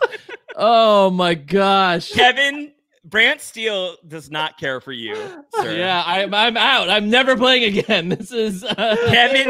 The tribe has spoken. Kevin Mahadeo has been rocked out of Survivor Avengers at Civil War. The biggest liability is out of the game. Oh my god! Unbelievable. But I'm outta here. but to be fair, you left the game with no votes against you, just one rock. Yeah, I mean, I I wasn't guess first that's fair, one. Kevin. No one voted for you. Boo, boo! Right. But you're placating my pain. Ant-Man voted for Hawkeye. Captain America Cap voted for Bucky. Bucky. Falcon voted for Bucky. Hawkeye voted for. Oh, the interesting. Winter So it looks Soldier. like Cap and Falcon were able to bring in Hawkeye, and I think they thought they were going to be able to bring in you as well, but you decided to side with America's ass and vote out Hawkeye. Yeah, showing That's your true. ass, Kevin, in making that choice. A bad call. You should have stuck with Hawkeye, especially once you saw that Hawkeye was one of the targets. I think you needed to be the guy who flipped here. Yeah, probably, but my dislike of Hawkeye also shone through. I was just like, I'm not siding with this guy. This guy should have died in Age of Ultron. No, he's still around. Now, Kevin, since as we're going, we're trying to eulogize the players as they are voted out of the game. I feel like this has to be your chance. So you're in this situation, Kevin, because you're pro Captain America. Does the result here that you have been rocked out of Survivor Avengers at Civil War as the second person eliminated from Avengers at Civil War influence your feeling on whether or not Captain America and anti-registration is the right stance in this feud? I mean, I think if anything, this showed me that a stance of no compromise is not a smart stance. And while I might not stand with Tony, and just go full pro registration. I think this has opened my eyes up to the idea of just seeing the world completely in black and white is not an ideal circumstance. You got to be able to compromise. Yeah, when Cap's cause says we'd rather have a random draw than try to, let bygones be bygones for one vote. That is not what you want to get behind. Very dangerous indeed. All right. Wow. Let's proceed to the next episode without Kevin Mahadeo, the Cap Tribe. And things are a little lopsided here because due to losing 2 people plus Sharon Carter defecting, we are now 9-5. It's a what a way to make a living here. A 9-5 work day here, heading into episode 3 of Avengers at Civil War. America's ass remains intact as Ant-Man and Winter Soldier are both still here. Captain America and Falcon are sticking together. You got Hawkeye in the middle of this all. Cap and Falcon voting Winter Soldier, so maybe they are going to be able to get, much like Cap was able to inspire Hawkeye out of retirement, maybe Hawkeye is going to be inspired to join the Cap side moving forward. But we don't know what's going to happen next because there's still the Tony Tribe in play, and this is a big question mark. 9 people on the Tony Tribe. It's Black Panther, Black Widow, Iron Man, Josh Wigler, Spider-Man, General Thaddeus, Ross, Vision, War Machine, and newcomer Sharon Carter with an idol. With an idol in her pocket. Alliance time. There's still this alliance that's pretty loyal between America's ass, even though Sharon Carter isn't here. The alliance between Sam and Cap remains strong as well. Over at the Stark Tribe, the Spider military industrial complex is still a pretty even loyalty. The Iron Lads, the Iron Sharpens Iron Man alliance of Iron Man, Josh Wigler, and the Vision, pretty strong as well. Reward challenge. We've got a reward challenge. The reward challenge for this week's episode: 6 castaways from each tribe are blindfolded, tethered together in pairs. The remaining castaway works as a caller to direct the paired tribe mates through a mate. Oh, that's Captain America to a T, right? Think that Cap should be able to do this. I'm just wondering numbers now without because there's 5. So I guess it's 2-on-2 with the tethering, and then the 5th person is going to do a calling, and the other team is going to sit out 4 people. Yeah, I was trying to get into a real oolong situation here with the sit-outs. Cap should be able to lead the way here, but Vision is also very calm. He's an android. And yes, while it's true that even an android can cry, I think his name is literally Vision. So I like Vision's shot as a leader here in a blindfold challenge. Plus, Spidey has a spider sense. He barely even needs someone to tell him where to go. That's true. All right. No crotch shots for Spider-Man. The results of the reward challenge. It's the Cap team. Wow, they finally won something. They got rid of their biggest liability, and finally they're starting to make some moves here. I feel like Josh's ability now to dunk on me is the worst thing to come out of this. This I've proven myself to be quite the capable basketball player. So the Cap Tribe wins reward. Steve Rogers is indeed just so thoroughly calling the shots on that one that it's really no surprise that he's able to lead everybody to victory. They get a kerosene lamp, rope, blankets, pillows, and a tarp, which is good because it gets cold out on the tarmac at night. Meanwhile, is there Exile Island in play? Yes, they can send somebody from the Stark Tribe to Exile Island. The Cap Tribe chooses to send War Machine. Okay, this makes sense. He was picked at that liability in the very first vote, so I think they want to find out some more information about him. Yeah, so they're going to pick War Machine, the Stark Tribe's biggest liability, and War Machine is going to be able to bring somebody from the Cap Tribe over to the Sokovia Awards as well. Will be his date to the Sokovia Awards. War Machine is going to select Hawkeye. Interesting. If Hawkeye gets the gauntlet here, there's a chance he might defect as well, considering he nearly went home last time. What if we force an early merge by everybody just mutinying over to Cap is not going to mutiny. He'll Stephanie LaGrossa take a 1 versus 15 on this. With his broken shield in one hand and Mjolnir in the other, he will stand his ground against the odds. All right, so Hawkeye is going over to the Sokovia Awards with War Machine. They're going to be a tight pair over there. Over at the Sokovia Awards, there's 2 bottles. One contains an idle clue and the option of mutinying to the other tribe. One is a real gauntlet. One is fake. Hawkeye is going to get the bottle with the options. And this is a very tense moment. What is Hawkeye going to do with the options? Hawkeye has taken the clue, and Hawkeye has decided, you know what? Screw these guys. I am going pro registration. I have seen a future where I stand by Captain America's side and I get placed under house arrest for it. And I love my family and I love being with them. But I've also seen a future where quarantine is a thing and I just want to be my own man until then. I can imagine he's also like, oh, I see a future where I lose Nat, so I want to make sure I spend as much time with her as possible before we go to Vormir. Yes. So we now have this is crazy. Wow. We have a tribe of 10 versus a tribe of 4. As Hawkeye has decided to sign the Sokovia Accords and side with pro registration. I mean, maybe, you know, like Josh, I think we talked about this when in the comics world, when we first watched Civil War, they were so easy to be like, we're all Team Cap. And then as time has gone, the world has changed and things look different. You and I have like wavered a bit on like, oh, maybe registration ain't so bad. And like now we're seeing it reflected. A lot of people are just like, maybe anti-registration is bad and there needs to be oversight. It's crazy. It's crazy, folks. All right. So we're going to go to the immunity challenge. Let's see. Build a staircase car is going to be the challenge. Who could build the staircase car to get to inside the airplane quickest? And there are, everybody on the Cap tribe, they're getting no rest, which is appropriate, right? They've chosen to be on the run. Right. They're a small squad, and so they're really exhausted, and they're having to put in a lot of work. So how is that going to shake out for them? We will find out. Let's see the results of the immunity challenge. How about that? An upset. Wow. The America's ass has united with Captain America and Falcon at the 4. We have the foursome of Ant-Man, Captain America, Falcon, and the Winter Soldier are all on the same page here, and they have claimed victory, their first win of the season. Yeah, big episode for them. And this makes sense, right? Again, I don't want to make the Cap Boston Rob comparison, but this was the challenge in Heroes versus Villains, where like Boston Rob was pushing it up with his back. Like if you're looking for one voice, I feel like this is a great episode for Cap. I will admit, Steve is literally carrying America on his ass right exactly. Now.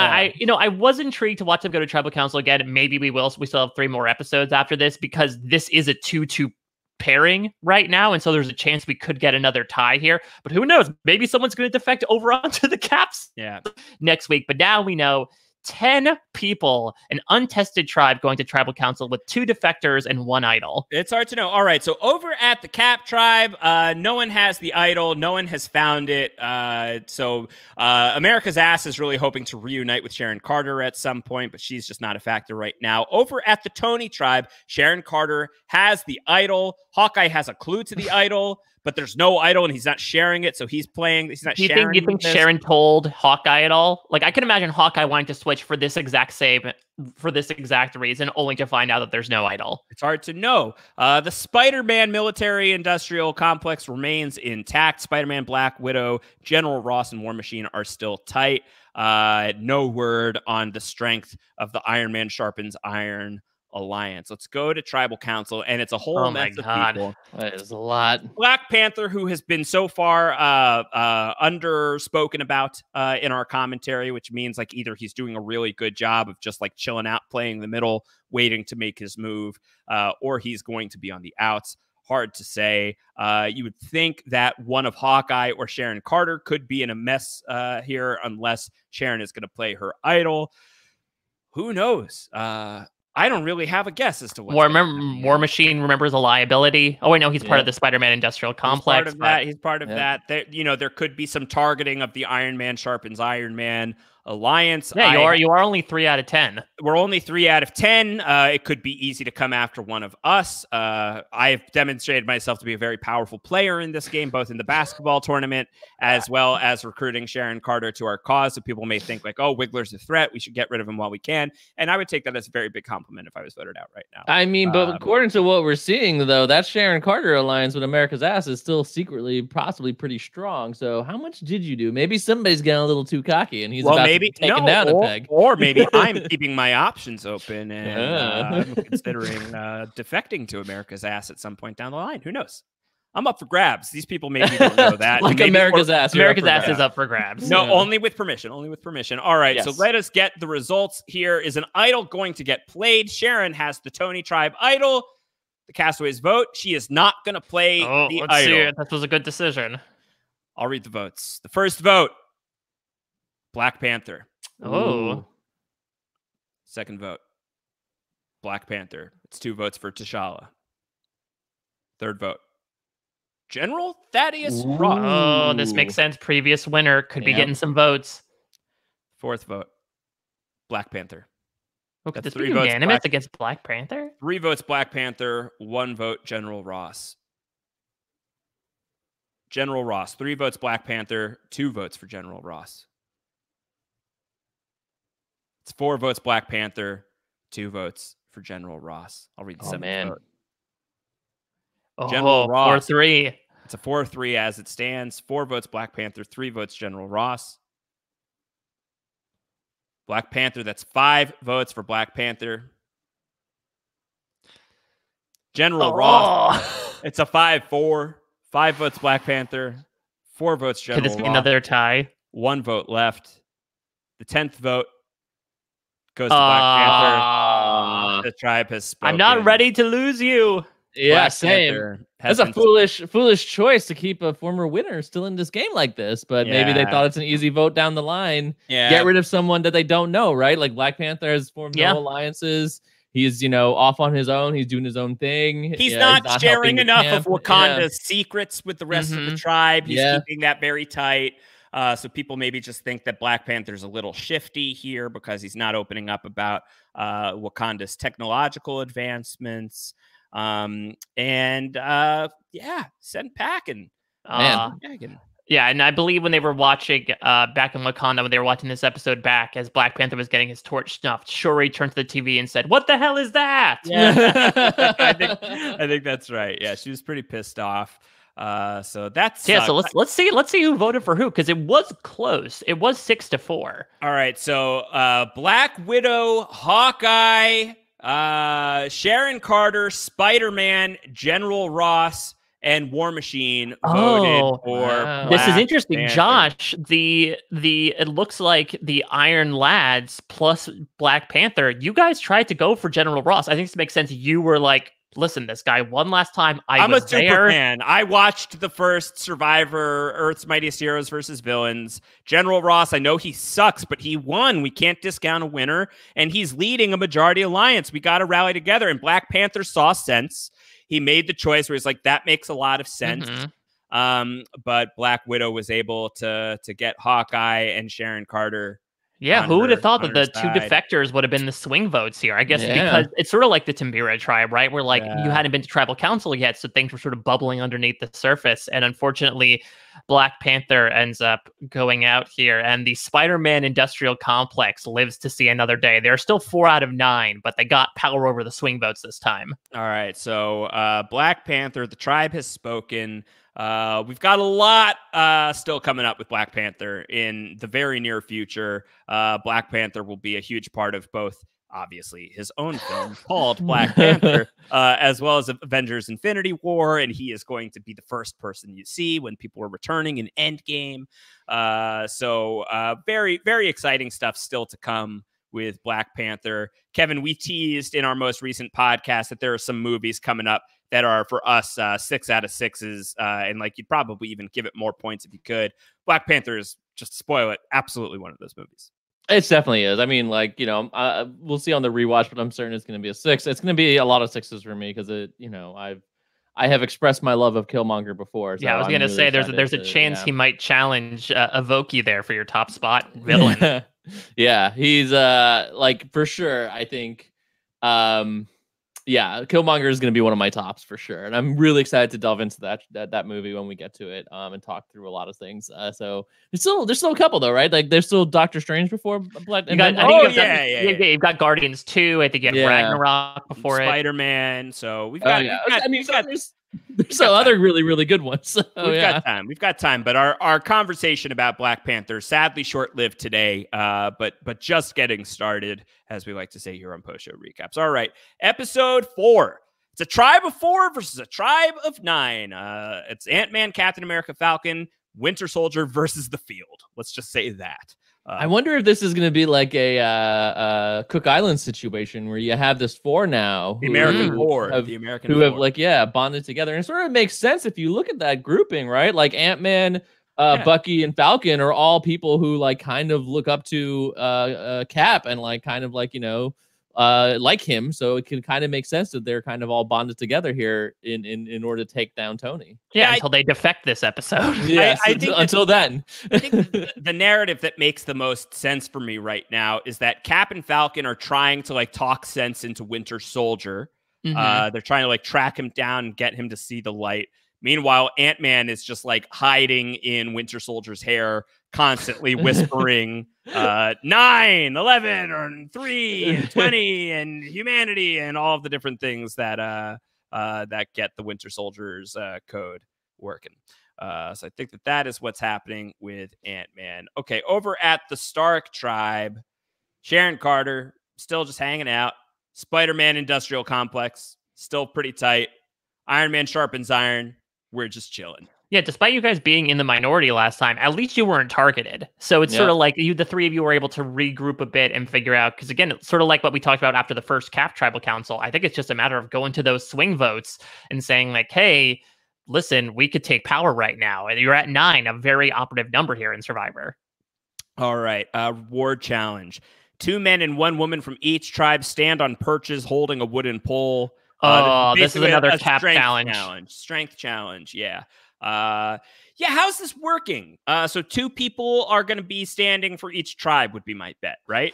So I can imagine that it's probably going to be Bucky and Cap versus War Machine and Iron Man. I think that probably tracks. I think Iron Man and War Machine both have the suits to withstand. But then there's also, I don't know, is Vision super strong, Kevin? Should they be putting Vision in on this one? I feel like Vision is great, but you want to save him for the immunity challenge, right? Like if you have a situation like this, you're like, you can get reward, but they've been coasting pretty good. They've got the good thing going. Whose strength do you rely on more here, Kevin? Do you rely on the strength of the Stark Industries tech or of Spider-Man's spider strength? I almost would say even beyond just typical strength, because this is the knock someone off challenge. No, this is you have to hold as many poles, like the weight holding one where you add the weight. Oh yeah. I think you know what?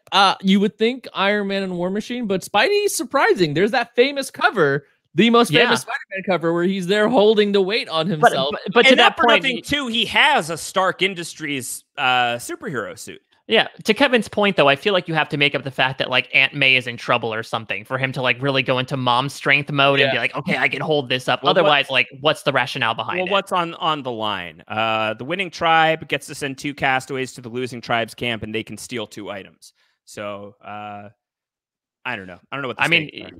Yeah, you would hope that maybe if Cap wins here, they can sort of plunder, because they do have, tarps and hammocks, but they're still pretty meager compared to the luxury that apparently the Tony tribe is. Yeah, they get to go. They get to go to the other tribe's terminal. And Spider-Man might just be eager too, right? Like to please Mr. Stark. Like, Mr. Stark, let me do it, Mr. Stark. I could show you. I could do this, and so that could be either their strength or their downfall in this challenge. Okay, let's go to the reward challenge. Let's find out who's the winner. It is the Stark tribe. Spider-Man impresses his boss. Spider-Man did it. Spider-Man did it. Actually, the other person who was holding up the weight as well was Josh Wigler, who did a really good job here. I don't see that. Josh anywhere. Wigler did a really good job pulling his weight. So they're going to get to raid 2 items from the losing tribe. They are going to what? They're going to take Captain America's shield. Yes. And Bucky's wings. And Bucky's arm. Oh no! Bucky's arm. That'd be a good arm. Captain America's shield and Bucky's arm is. Or Anthony. Anthony, no. Anthony 2. Yeah, they kill Anthony. All right. So the Tony tribe wins reward. They are also going to select somebody from the Cap tribe over to the Sokovia Awards ceremony, aka Exile Island, and they are going to choose to send Ant-Man. Ooh. It makes sense. Like if Sharon's there, she could be like, "Listen, these are the people you want to bring over. They're loyal to me. Trust me." Let's see who Ant-Man chooses to bring with him to the Sokovia Awards. he's going to bring General Ross. Ooh, Interesting. Maybe he's like, hey, General Ross, can you not arrest me when this is all done? Yeah, he's putting in a good word for him. Like, listen, I've been in the clink before. I don't want to do it again. It also could be, we know that Ant-Man is easily starstruck. He might, like me, be somebody who watched Survivor Earth's Mightiest Heroes versus Villains. It's just like, I'm just a big fan, General Ross. It was such an underdog win that you had last time, and I just really want to pick your brain about all of this. So I mean, the big question is, because like, if Ross has the gauntlet in his hand, is there a chance that he swaps? Because I remember he got votes last time, and that seems to be the indicator, apparently, of mutinying. It would be a very bad choice because it seems like General Ross is running shit over at the Pro Accords tribe. So let's see. Let's go to the Sokovia Awards. There's the 2 bottles. Who's going to pick what? General Ross is getting the bottle. Oh, no. The choice is yours and yours alone. Good luck, as Olmec would say. And General Ross chooses the mutant. Wow! What a chaotic choice! General Ross is a Skrull confirmed, and is going to go over to the anti-registration. You know what? I've had a change of heart. This is really, spoiler alert for Australian Survivor Season 2, this is such a Henry move, right? To be like, well, I have allies, I have the majority on one tribe, let me secure as many people as I can and go over to the other tribe. This is, I think, a really curious decision, but maybe General Ross sees the landscape, right? He is a strategist. He sees the terrain. He sees the terrain, and he sees that there are 2 alliances over there. You know, maybe he's gotten some intel from Sharon Carter and Hawkeye that there's 2 alliances over there. There's Ant-Man and the Winter Soldier, and there's Captain America and the Falcon, and I can be the decider.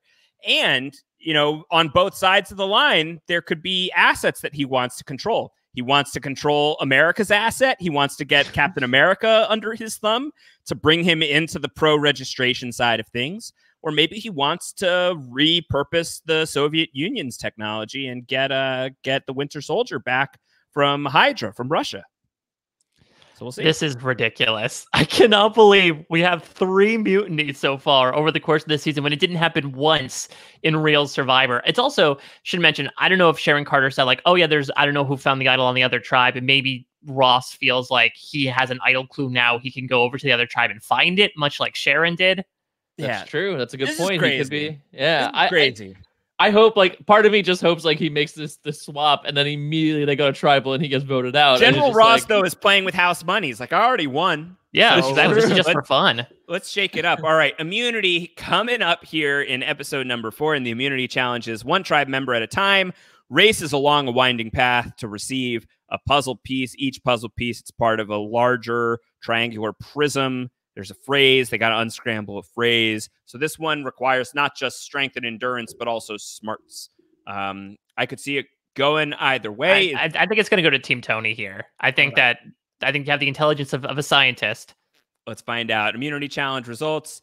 No, it's the Cap. Cap tribe wins immunity. Tony Ross helped out. Yeah. General Ross is buying himself some time to gather more intelligence on the Captain America tribe dynamics. And the Stark tribe is going to its 2nd tribal council. Over at the Cap tribe, has General Ross found an idol? No. No such luck. No dice. What's going on with Bucky? The Winter Soldier's behavior is rubbing the tribe. Yeah, that seems right. That makes sense. They keep asking him to move his seat at the shelter. He refuses. Yeah. He's just very irascible. I think he's getting a bit hangry. Yeah. He's just in his hut. He comes out of his hut every now and then and just is like very moody and do you think he's created like a sarong for himself, much like he did in that Civil War post-credit scene? For sure, especially now that he's missing his arm because they plundered it. Like he looks exactly like that, and he's good just on really... Bucky for winning. I mean, Skrull Jeff Probst was going crazy about this idea of Bucky winning the challenge despite only having 1 arm. Yeah. So his Bucky arm is Barnes, missing. one-handed, single-handedly. That is how you play. Yeah. All right. Meanwhile, at the Stark tribe, Sharon's got that idol, and nothing else has happened. I think everybody's just like kind of flabbergasted at the departure of General Ross. And the departure of General Ross does make this interesting because now we've got an 8 tribe situation. We have the Iron Man Sharpens Iron Alliance, which you would think would be in trouble right now as a threesome. And then a 5 that could be holding together if it holds from last time of War Machine, Spider-Man, Hawkeye, Black Widow, and Sharon Carter. So even without General Ross, it's possible that they're going to be able to hold tight together. Sharon still has that idol. Is she going to play it? Well, it's funny because the mutinies are Hawkeye and Sharon are again the swing vote. Like it's really interesting that they've ended up in this situation. All right, let's find out. Sharon has that idol. Everybody's gonna vote. Sharon is holding on to that idol. Ooh. Playing tight. I'll read the votes. The first vote goes to Josh Wigler. Oh, yes. Josh Wigler has received the first vote. Second vote goes to Hawkeye. Oh, he couldn't evade the targeting much longer. All right. The third vote goes to Josh Wigler. Josh Wigler. No. And Wigler's like, oh, they knew I was a threat. They knew I was a threat. And I'm not surprised. He's just one of those super fans that's like, really, really good, easily identified at this portion of the game. Remember carried a lot of weight, really good at basketball. All these things are true. Yeah, I have a direct line to Josh Wigler, and having spoken to him about, well, what if you were ever to play Survivor? First of all, no chance of that happening now. Secondly, you'd be targeted so quick. Like, what's the point? But Wigler was just happy to have a great experience. Also, I don't know. Little defeatist. Don't dig your grave just yet, Josh. Right. There's still 5 votes to go. 2 votes for Wigler, 1 vote for Hawkeye. Fourth vote, Hawkeye. It's a 2-2. This could at least be a 5-3 in one direction. Let's find out. Okay, so 2 votes for Wigler, 2 votes for Hawkeye. Fifth vote, Hawkeye. Josh Wigler might survive. Sixth vote, Hawkeye. Yeah. Get out of here. Hawkeye. Josh Wigler survives. Woo.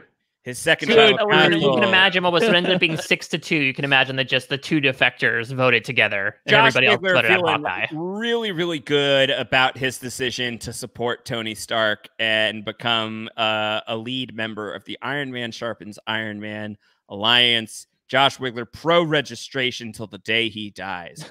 You got to register. You got to stay safe. There needs to be oversight. And guess what? I'm the overseer.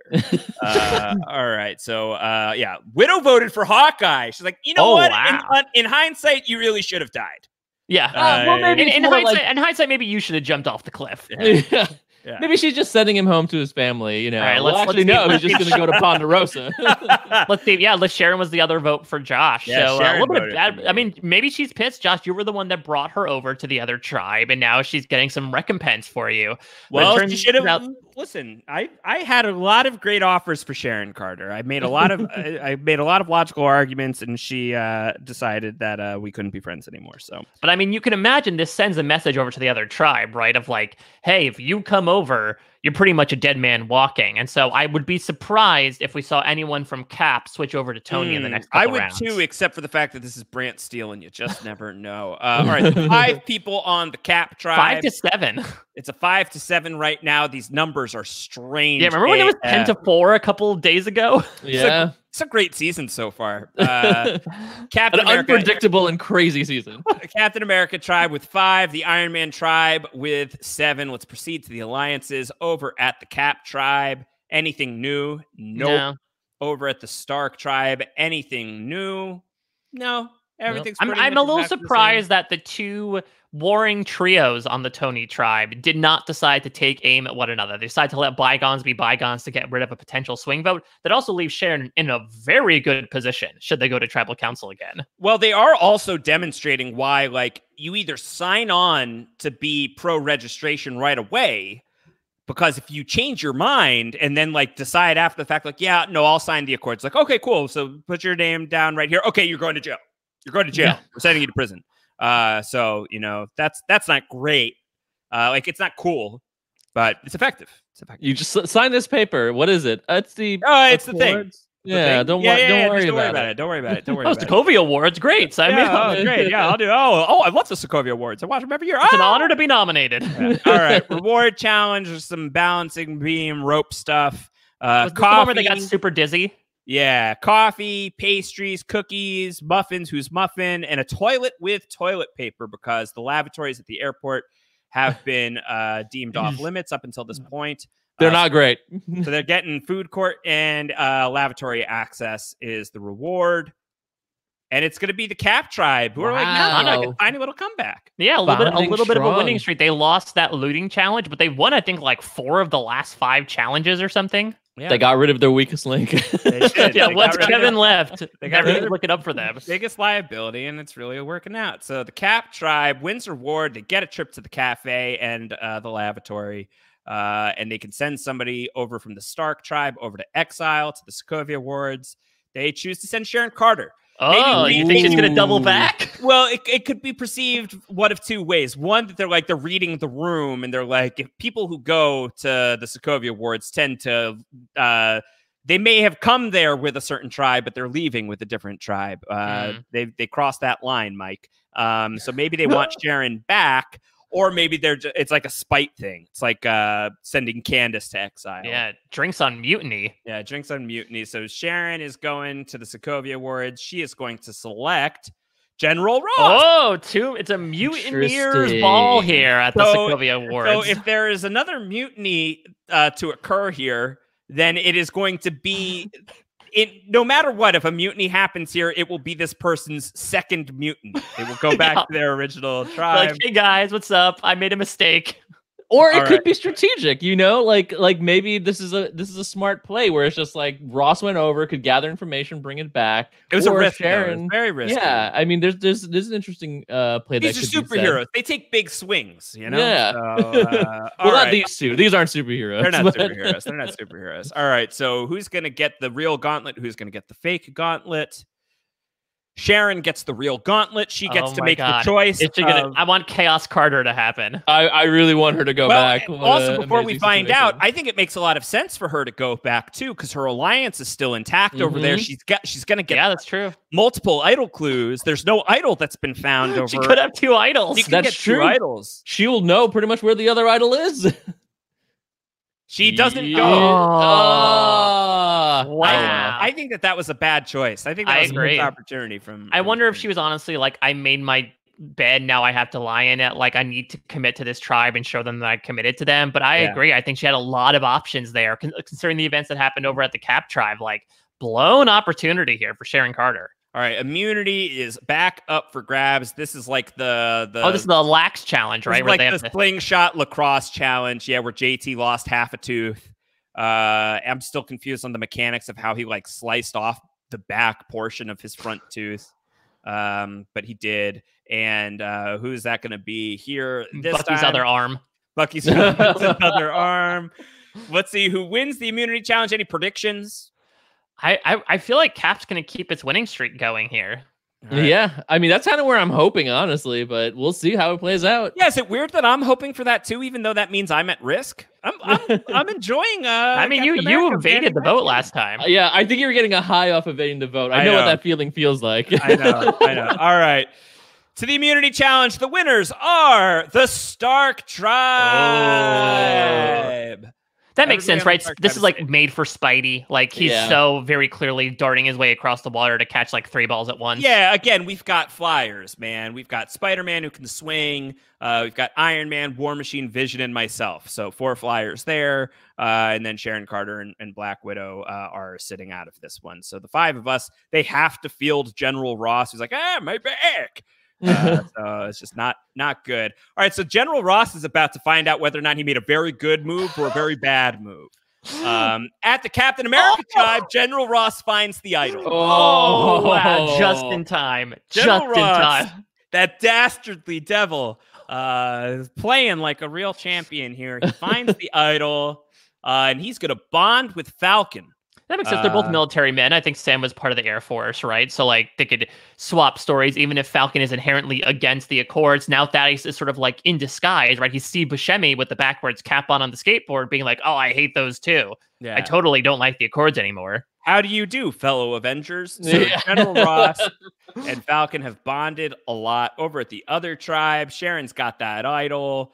Sharon is going to share the clue with Spider-Man. Oh, she's toying with him at this point. Toying with him because she already has poor little guy. Yeah. Playing with a spider, pulling off the legs of a spider. Just duping that poor little boy. There is no change to the alliances over there. All right. So This is interesting. Here we go. Episode 5, Tribal Council number 5. General Ross has swapped over. He is banking on the fact that he can be a swing vote here between two very rock-solid alliances. You would think that he has just sided with Captain America and Falcon, and so that would mean Winter Soldier or Ant-Man are in trouble, unless everybody's going to unify and vote out General Ross, who will not play his idol. So there are a lot of very tense things on the line right now. Very, very scary indeed. By the way, I'm realizing now we didn't really eulogize Hawkeye, and I think that says everything. I mean, we're not going to see him until Endgame, until the opening scene of Endgame when he very tragically loses his family. I am fine with that, though. Fine with that. All right. So is General Ross going to play his idol? He's not. Wow. Blow up in his face. I was going to say, he's really trusting his instincts here. He's got ice blood running through his veins. He's got the super soldier serum. Is he in full Red Hulk mode at this point, Kevin? Oh, gross. Why did you reference that? For those who don't know, in the comic books, General Thaddeus Ross becomes the Red Hulk, which is the Hulk, but red. Okay, let's see the results. The first vote. Captain America. He's taking a shot. Second vote. Captain America. Oh, man. Oh, no. Is this how Cap goes? Is this the death of Captain America? The third vote. The Winter Soldier. Oh, war buds turned against one another. It's 1 vote Winter Soldier, 2 votes Captain America. Fourth vote. Winter Soldier. Oh, man. It's going to come down to this. This season's awesome. 2 votes Captain America. Oh, my God. 2 votes Winter Soldier. 1 vote left. Captain America. Wow. General Thaddeus Ross infiltrated the anti-registration tribe and assassinated Captain America. He whispered in Falcon's ear. He was like, hey, I'm your friend. You don't need Steve. Well, yeah, all he needed to do was turn Bucky, right? Yeah. And that's very easy to do. Wow. We saw Zemo do it. Wow. General Ross, maybe the greatest Survivor player of all time. It's possible. The stuff he's doing is incredible. And he has an idol, and he didn't need to use it. And then Falcon and Cap, once again, deciding, okay, this time we're going to go for Bucky. I think we've got it this time. We've got Ross on our side, but they never were able to get that shot off. And here's the thing, too, just to call this early, is unless Falcon wins, anti-registration has lost. Because ever voted against Captain America, then you're pro-registration. People have jumped ship. They've walked away from Captain America, and Falcon is the only person who's had Captain America's back all the way through. Now the question is, does Falcon become Captain America, much like he does in the MCU? Oh, that's true. Yeah. He has the shield now. Well, actually, the shield is over at the Stark tribe because Captain goes, I like my shield back, please. Well, Stark said, you don't deserve that shield. My dad made it. You don't deserve it. And so Tony's got the shield right now.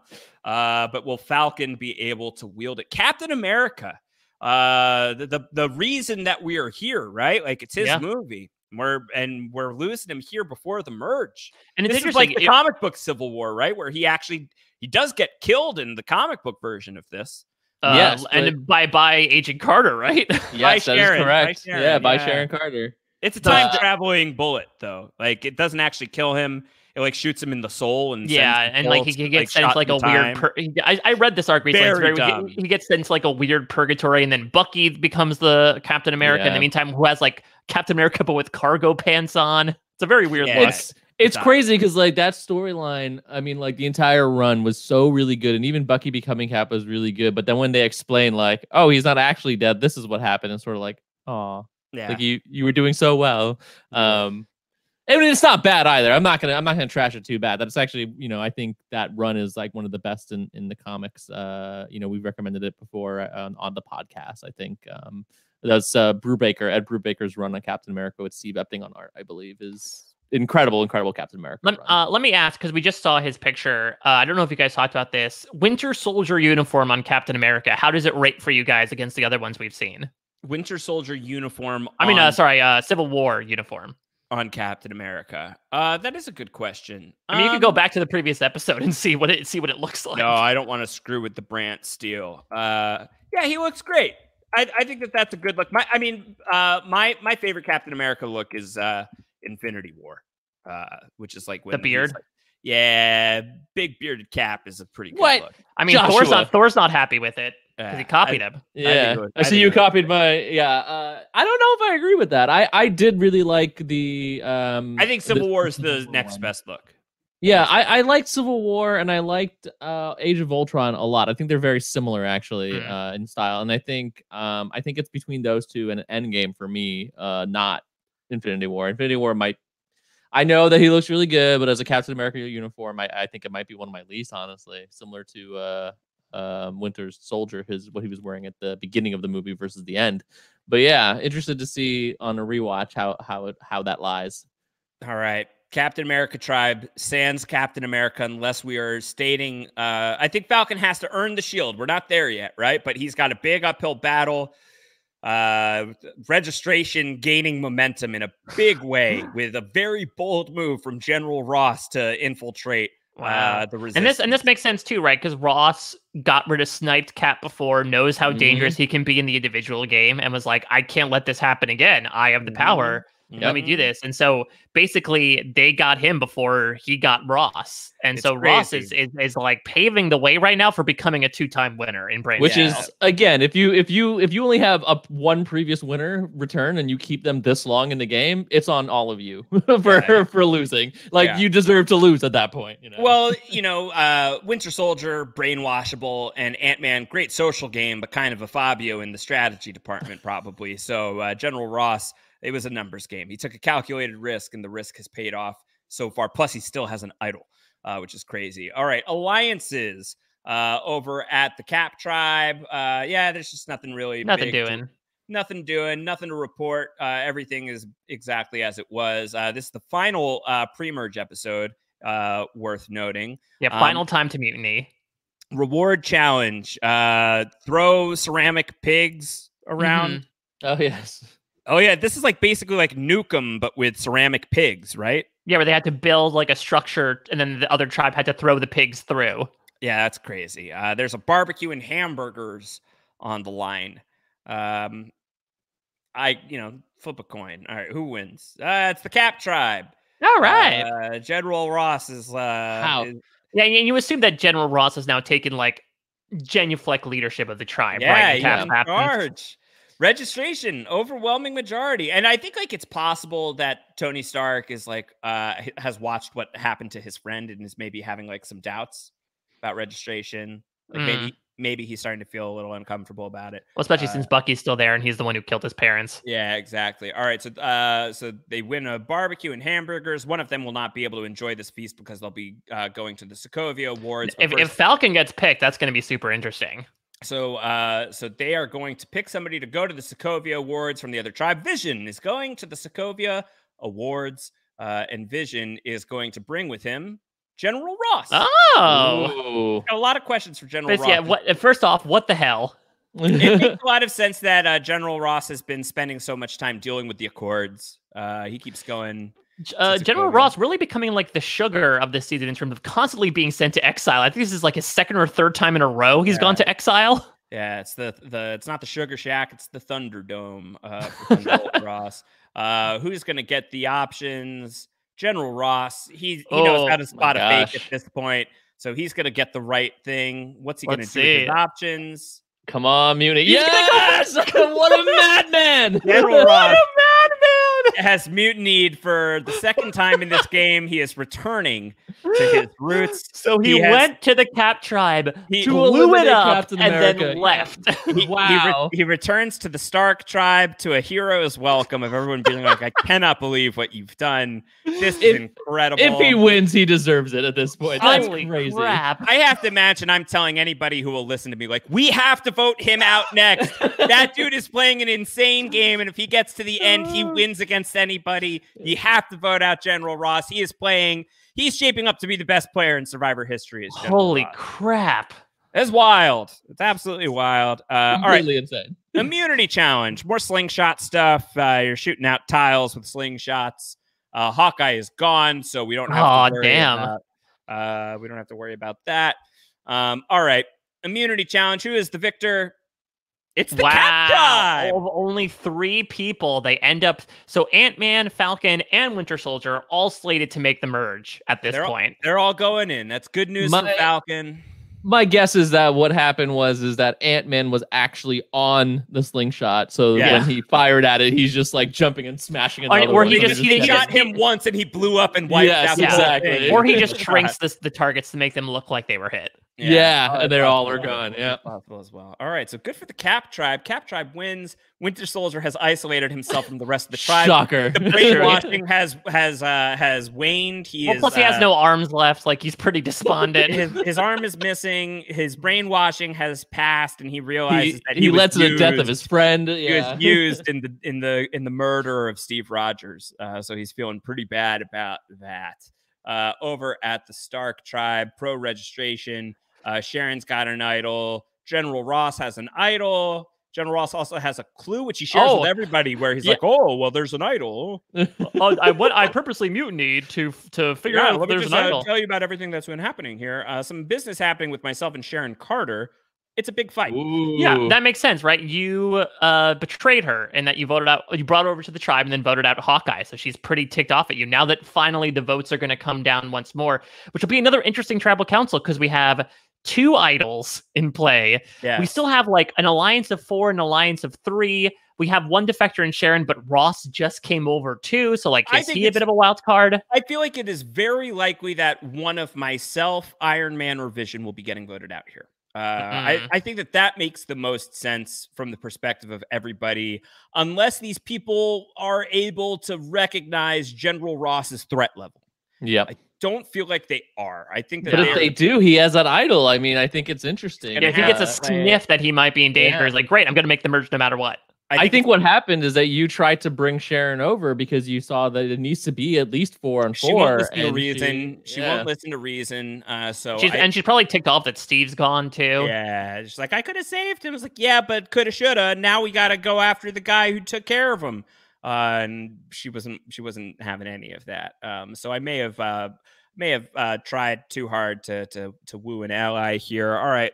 So General Ross has the idol. So does Sharon. We're going to vote. Is anyone going to play an idol, or will they come into the merge? General Ross is sitting on his. Sharon has played her idol. I think that might be a good choice. I think if she's nervous, like, might as well play it, right? Sharon is playing the idol and guaranteeing a trip to the merge tribe. First vote goes to Sharon Carter. It doesn't count. Good play. Second vote, Sharon Carter. Josh, I think you picked the wrong time to get in an argument with her. I think I might be getting idled out of the game. Third vote, Sharon Carter. It doesn't count. Wow. Fourth vote. No, Josh. That's 1 vote, Josh Wigler. No votes, anyone else. Fifth vote, Josh Wigler. That's 2 votes, Josh Wigler. No one else. Sixth vote, Josh Wigler. Josh Wigler, the tribe has spoken. Once again, you were going on a pre-merge vacation with Kevin Mahadeo. Man, am I glad you did not make the merge. So close. So close. To be fair, Sharon did waste her idol. It looks like the Iron Lads all voted together against her, but everybody else was like, to your point, Josh, we got to break up this trio. And look, if we don't want to go for Tony, let's go for the guy he's pointing at. Yes, yeah, exactly. So, and thankfully, both Iron Man and Vision stayed true to their alliance with me all the way through. I can walk out of this game feeling like I tried really hard. I went out swinging. You were great at basketball and holding up weight. I'm very good at basketball. I convinced somebody to mutiny against their better interests. That decision ended up backfiring.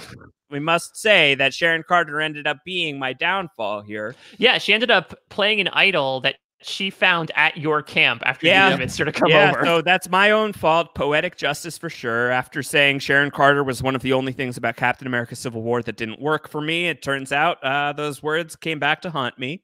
But what I will say is I was going to let this be the thing that determines whether I'm pro or anti-registration. And I think what it has confirmed for me is my instinct of following the vision and considering what the vision wants was good. You know, I feel good about staying true to the vision and Tony Stark. Those are 2 people who I will throw my loyalty behind. So I guess I walk out of this thing pro-registration, but now we have a bigger problem, and it's General Ross, and you guys are all going to let him frog march all over the game, and that's what I'm warning everybody as I'm walking out. Don't let that guy win. He's got all the big confessionals as they do this merge feast here, right? Of like, I've got the game in the palm of my hand. You might as well write me another check because Rossi is getting another one. As I'm being sent out of the game, I call back to the rest of the tribe. Oh, and General Ross has an idol. And I get like torn apart on Twitter because, wow, he was out of the game. You're not supposed to do that. That's such bullshit. This is why you don't let non-superheroes play Survivor. Yeah. So Wigler's out, and we are going to merge with 3 people from the Cap tribe, 7 people from the Tony tribe. It's merge time. It's the Feige tribe. Yeah, Kevin Feige tribe. A nice Hulk neutral green, and also green the color of money, which these superheroes have brought much money to Kevin Feige and the MCU in general. So here is who remains in the game. It's Ant-Man, Black Widow, Falcon, Iron Man, Sharon Carter, Spider-Man, General Thaddeus Thunderbolt Ross, the winner of Survivor Earth's Mightiest Heroes versus Villains, who is playing a mighty strong game on round 2. It's the Vision, it's War Machine, and it's the Winter Soldier. My curiosity. Powerful top 10.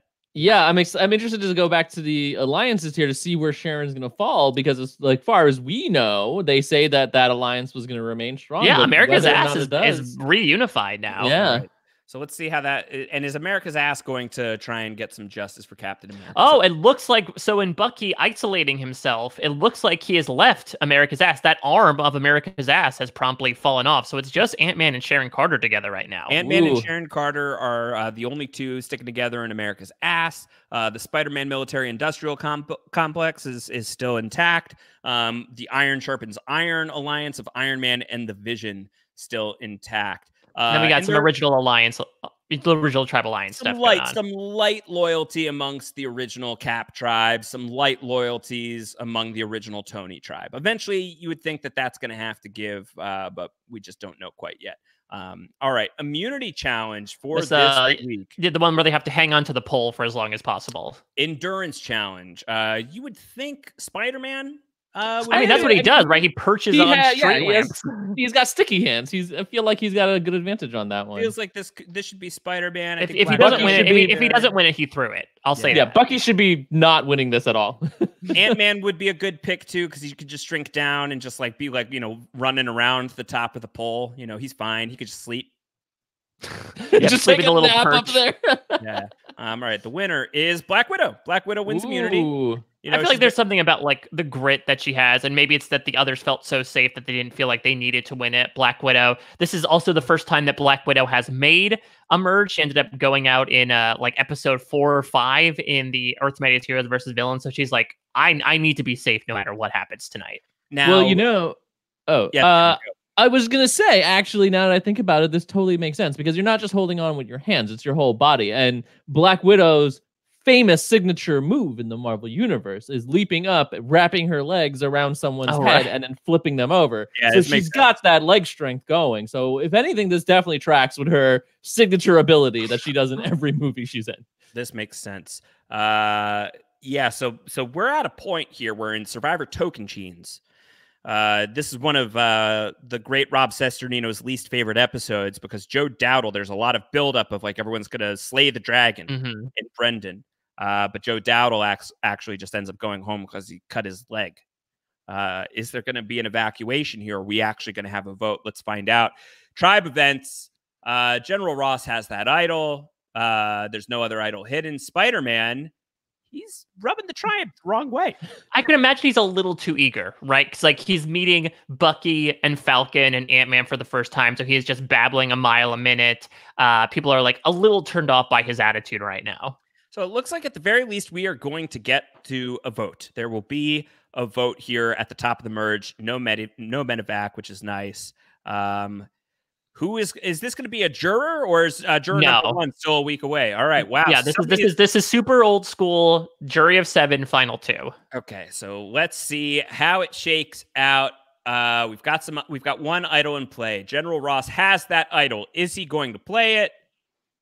He is not. Wow, he's so confident. Very confident. Well, he's got an alliance of 4 right now. I think the question is, how much does he feel like he has, Ant-Man and the Winter Soldier in the palm of his hand, considering that he did work with them to get rid of Cap, but then he just ditched them. Yeah. Yeah, so maybe he's got them still in his pocket. That would be bad for Falcon, you would think. You would think that Falcon could be in some serious trouble here. All right. Or they could finish the job with Iron Man and Vision and say, okay, let's keep clearing out these lads. It'd be really funny if they take out Tony and then you're left with the heads of the alliance or tribes essentially taken out. Yeah, before the jury. All right. First vote goes to Tony Stank. Oh, Kevin, damn it! Tony Stank. Vote number 1. Second vote, General Ross. Oh, no. Here we go. Third vote goes to General Ross. That's 2 votes, General Thunderbolt Thaddeus Ross. Did he get 1 vote, Iron Man. blindsided? Fourth vote, Iron Man, Tony Stank. Oh, man. It's 2 votes, 2-2. Fifth vote, Tony Stank. 3-2. 3-2. Sixth vote, Tony Stark. Oh, no. Tony Stark is going to go out in 10th place. It's going to be the merge boot. Seventh vote. Oh, man. Incredible. And like everybody has written Tony Stank, and Iron Man is pissed. The 8th vote, Iron Man, the tribe has spoken. You are leaving the war. So it really does seem like Ross was like, listen, we talk about this a lot in Modern Survivor, especially sometimes with the merge, you just want an easy vote. I think Ross could easily say, look, we took out this guy's little buddy last time. Let's just keep on going and go for the big guy himself. He doesn't have an idol. I guarantee it. And yeah, Tony goes down here. I mean, it makes sense, right? Given the way that Phase 3 ended, that Captain America and Tony Stark are now out of the picture. Now, I think the thing that's really at stake here is I actually think it is a little bit less about Falcon has to win in order for anti-registration to win the day. I think now it's if these people allow General Ross to run the game, then the Sokovia Accords win. Then it's a victory for the Accords. Then it just shows how far General Ross was willing to go to put the Accords into motion. Like, I will go in behind enemy lines. Who were willing to bend over backwards to let General Ross do his thing. So let's talk about who is on the pre-merge trip. It's Scarlet Witch. Yep. It's Kevin Mahadeo. It's Black Panther. It's Hawkeye.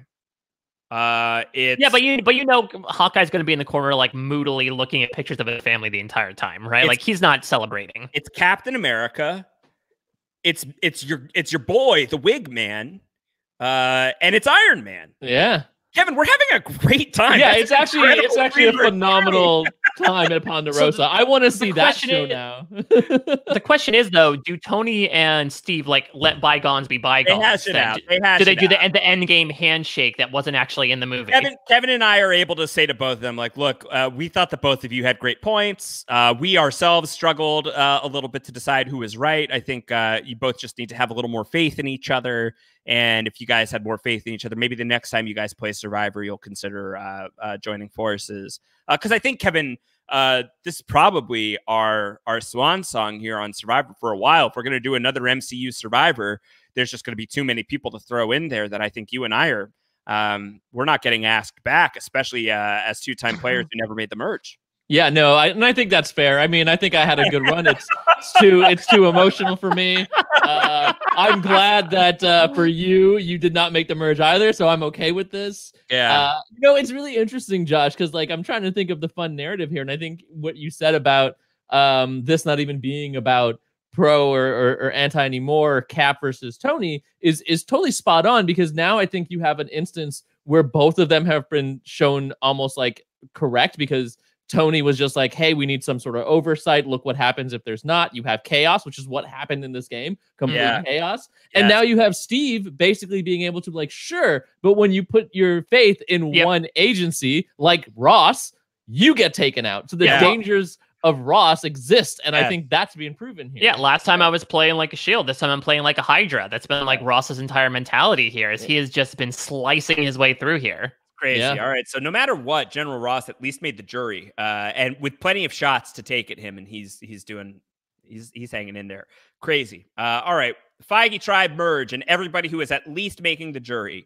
Ant-Man, Black Widow, Falcon, Sharon Carter, Spider-Man, General, Thaddeus Thunderbolt, Ross, the winner of Survivors, Earth's Mightiest Heroes vs. Villains, Vision, War Machine, and the Winter Soldier. Let's see. Is there anything new to report on the Alliance front? Not really. Vision is now off on his own because now that Tony's gone. That should be very interesting. Again, does Ross keep saying, like, let's just get rid of him? Or does he become much less of a threat now that he has literally nobody? He lost his girlfriend. He lost his dad. He lost his other dad. Yeah. So there's a lot. Vision could either be a free agent here, or he could just be an easy next vote. And he would be a very fair mayor of Ponderosa. So I think people would be incentivized to vote out Vision. Yeah, but the only thing is you can't really have like private conversations. He'll just go through the walls in his little sweater vest and peep in on what you're doing. Yeah, but he looks so good in that sweater vest, though. His jury fashion will be great. I was very much debating using a pic of him in the sweater vest from Civil War, but I couldn't get a good high-res photo of him. All good. All right. So reward challenge. There's teams of 3. Yeah, this is the when they say, "Oh, nobody tossed beanbags at targets," and Ross raises his hand and says, I've done it." They're competing for a whitewater rafting trip where they'll have sandwiches and wings and brownies and all sorts of good stuff. So the reward challenge winners are going to be a trio of the War Machine, with Winter Soldier, and Sharon Carter. Bucky's doing some great throwing for having that one arm. I'm assuming he never gets it back. They gave it back. They gave it back at this point. I feel like he's back on the tribe now. They're all together. I mean, that's what it tracks to. These are all sharpshooting military people. So Exile Island is still in play, and they're sending Vision. But for now, at this stage in the game, Exile Island just purely has depletion elements. There's no clue. Nothing's doing. There isn't even an event for Exile Island, so the only experiences people are having out there are coach-like, right? They're like, monastic. Yeah, they're like, okay, so Vision we've got outnumbered, but he's still Vision and one of the most powerful entities on the planet. And we gotta be real sure that we're doing everything we can to deplete this guy. So it makes a lot of sense that they would send Vision to the Sokovia Awards all by himself. And happy hour is over at the Sokovia Awards. All right, immunity challenge. Castaways are on a rope. It's a rope maze. It's an obstacle course with a rope maze. Spider-Man. Feels like a Spider-Man win. And instead, it's Falcon who could just fly over the rope maze.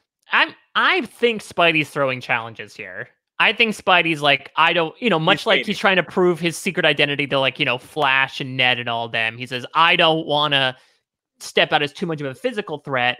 Let me just like sort of sandbag it in these challenges here so people don't look my way too much. Yeah, very likely. But Falcon's going to win immunity. Very good news for Falcon. Making his buddy Steve proud. Wins immunity. Back at camp, General Ross has that idol. War Machine and Spider-Man, major fight. I think War Machine calling Spider-Man out on potentially throwing these challenges. Yeah, and I think that Spider-Man, in his anger, sort of like a Holly Hoffman, webbed up War Machine's suit. And obviously, there's no other people to blame, and so it very easily came back onto him. So we kind of think this is going to be an open and shut case against Vision. If something else happens, that's going to be pretty wild. General Ross has the idol. Everyone's going to vote. General Ross is hanging on to the idol. Despite being the other target last time. He's just that cocky. He feels like he has that control over this entire group. Holding tight. All right, let's see the results. The first vote goes to Spider-Man. No! Ooh. Second vote goes to Spider-Man. Uh-oh. This could be a less open and shut vote than we thought. 0 votes anyone else. Third vote. Spider-Man. It's 3 votes Spider-Man, 0 votes anybody else. Fourth vote Spider-Man. I think I know what happened, guys. I think I know what happened. All right, hang on. The fifth vote can't be Spider-Man because he had to vote for somebody. Fifth vote goes to War Machine. War Machine. Oh, this could be a 5-4. Sixth vote. Spider-Man. Unanimous against Spider-Man. That clearly was a big brouhaha. Yeah, I think Spider-Man threw a shit fit. Here's what I think happened. I think that they were all talking, and at one point, Spider-Man took off his mask to wash it. War Machine looked over and was just like, "Wait, how old are you?" And he found out that Spider-Man is 16 years old and was just like a kid. And the fight was about blowing up his scene because War Machine went to tell everyone, Spider-Man, you can't tell anyone. You can't tell anyone. You especially can't tell Aunt May. And so once War Machine told everyone, everyone found out Spider-Man is a 16-year-old boy. They're like, you can't be here. This is not only that, War Machine actually staged his own death and taped a video about it, and then said at the very end, Spider-Man is Peter Parker. Right. And that's how they found out. Well, whatever the reason, War Machine and Spider-Man had a big falling out, and that left Black Widow and General Ross with the choice of like, look, we're the Spider-Man military-industrial complex, and we're having a fight, and we need either, War Machine and Spider-Man are done. This alliance is having its own civil war. We have to settle the Civil War, and they decisively sided with War Machine, Team War Machine, as they voted Spider-Man. Yeah. And it makes sense. I think this Spider-Man just got his game blown up all at once. They found out that he was 16. They found out that he was purposely throwing challenges. Was like, what's wrong with a 16-year-old playing Survivor? He's like, well, I can imagine at the reunion, like, there's, Skrull Jeff Probst is saying, like, kids love you, Spider-Man. They're trying to climb on the walls. They were bursting into tears when you got voted out. Spider-Man had a little web bun to the top of his head. So like Spidey amazing. Yeah, Spidey. Amazing Spidey. So there it is. He's a front runner to win. So they got rid of him while they had the chance, maybe is the thing. They're like, that kid, like he's trying to pull his punches. Like he's not going to win immunity. Wow, the former Tony tribe is really coming to pieces here, including that majority alliance. So it really is actually reflecting a bit like the real life token chains, where maybe I'm jinxing this, but Ant-Man, Falcon, and Winter Soldier have been okay so far during the merge. Okay so far. Let's see. Anything new doing with the alliances here in episode 9? No, not really. Things are pretty solidly where they were. Do you think Black Widow, General Ross, and War Machine are like now in it to win it, despite having to cast off one of their own? You would think so. I still, this may be, to use Coach's own terms, it may be a bit of a frog march to the end with General Ross in the coach spot. Like he's like Coach disguised as JT at this point. Reward challenge, 2 teams of 4. There's some puzzle boards. Oh, this is the fun one with the Swiss cheese one where they had to use the holes and line them up to make the phrase. Yeah, and they're going to a local village near the airport in Germany for food and a feast. And is this the one? Is this the one where in Tokachins they got super sick after doing this? I don't remember. No, I think you're thinking Vanuatu, right? Is when they got. Really or you're thinking of Eric in Micronesia when they went to the village and he got like super drunk and puked in the middle of the night. No. There's like a thing, and maybe I'm incorrect now, but you guys would know for sure. Where like Survivor would like used to go to villages and would eat local food, and then in one particular instance they got really sick and they stopped doing local foods and started to do just like burgers and fries whenever they go on these like trips. This is like a thing. I'm pretty sure this is a thing. It is a thing. I'm just trying to remember if this was the last one. I don't think this was the last time they did it. Okay. The tangents like these were definitely hitting 3 hours, so I'm gonna move right along to the reward challenge. The victors shall be a team of Black Widow, Ant-Man, Sharon Carter, and General Thaddeus Thunderbolt Ross, the winner of Survivor Earth's Mightiest Heroes versus Villains. They win a river cruise. And they get to send somebody to the Sokovia Awards. Vision. War Machine. War Machine this time. War Machine, maybe he feels a little bad about what happened with Spider-Man. He's like, I just need some time alone. So what? So he self-exiles? Yeah. And also, like, they don't know necessarily that there isn't some sort of immunity out there yet. Yeah, I could see if 2 of the formerly Spider-Man industrial complex said, okay, let's just in case send somebody we know there. Just send me. Let me go. I'll hold it down. All right. Immunity is up next. Shuffleboard. Oh, great. General Ross should win as a retiree. You're probably the most experienced. So I don't know. I feel like this could be something that Scott Lang does while bored under house arrest. Yeah, I mean, it's definitely a white person sport. So I'm just gonna say, I feel like the old white man is front runner to win this one. So immunity is gonna go to Vision. I mean, Vision. He probably has perfect aim. Probably not as perfect as Hawkeye, but pretty close. Yeah. Also, from his the sweater vest and collar, he's true. Here's the thing, though. If you remember, they all had the option to sit out the challenge and eat some waterlogged pizza. So I wonder who sat out this challenge in lieu of not participating. Yeah, everybody General else Ross probably. He feels so secure. I mean, he hasn't played his idol at all. Like, I feel like he sat this one out just on pure cockiness. All right, tribe events heading into tribal council. General Ross has the idol. By the way, there is no other idol. It's just this one idol that is in play that General Ross is sitting on. There's a minor fight that's going to go down between War Machine. A small fight, if you will. Yeah, that's what it is. It's about the fight. Literally, like they accidentally shrink down to size and have to like battle a bunch of bite-sized critters, and then they blow back up to normal size. So like, whoa, that was a minor fight. It's really quick. Well, they got rid of the minors. That's the only other version of a minor fight they can have. Tribal council, 8 people left. The idol is in play from General Ross. Vision cannot be voted for. Yeah, as much as we thought he might be a consensus vote, he is sticking around here. Now, the majority alliance did turn on one another, but that, I guess, was due to necessity. So I would not be surprised if Ross, Black Widow, and War Machine stuck together here. So I could... But the rest of the crew would be really smart to go after somebody from the military-industrial complex, because that's all it is now. There's no spider part of it. No Spider-Man involved. I mean, Widow's there, but it's just the military-industrial complex. So I think that this crew of Ant-Man, Falcon, Sharon Carter, Winter Soldier, and Vision would all be very wise to target one of General Ross, War Machine, or Black Widow. If I'm General Ross, I think now's a good time to play that idol. You'd think so, but he has shown he's capable of having a larger plan that somehow works for him at the end of the day. All right. And you should really honestly target the War Machine in that, or Black Widow, and avoid Ross, really, because the likelihood of someone having the idol would be him. If right. The optimal scenario is you trick him to play the idol and then vote out Widow or War Machine. All right, let's see what happens here. So General Ross has the idol. Castaways vote.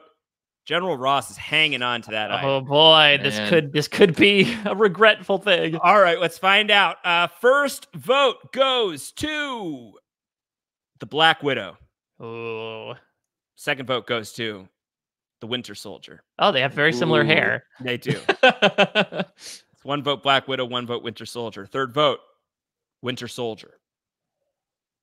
Fourth vote, Winter Soldier. Oh, this could be a unanimous vote against Bucky. 3 votes Winter Soldier, 1 vote Black Widow. Yeah. Winter Soldier. General Ross is running this thing. Oh wait, Black Widow. This could be 4-4. So what are we at now? We're at 4-2. 4 Winter Soldier, 2 Black Widow. 3 Black Widow. It's a 4-3 right now. So we're either at a tie. Or Bucky's gone. It's a tie. Oh, wow. There's 4 votes against the Winter Soldier, 4 votes against Black Widow. And Black Widow, who you would be like, oh, well, she'll betray the cause. She's not in a position where she can do so. Right. So let's see. Black Widow, 4 votes. Winter Soldier, 4 votes. They cannot vote. There shall be a revote. It's a tie. It's a hawk tie. No. The revote is coming in. First vote, Winter Soldier. Oh, boy. Oh, man. Second vote, Black Widow. We should say there are 6 votes at the revote here. Third vote, Winter Soldier. Fourth vote, Winter Soldier. Could they have flipped on Bucky?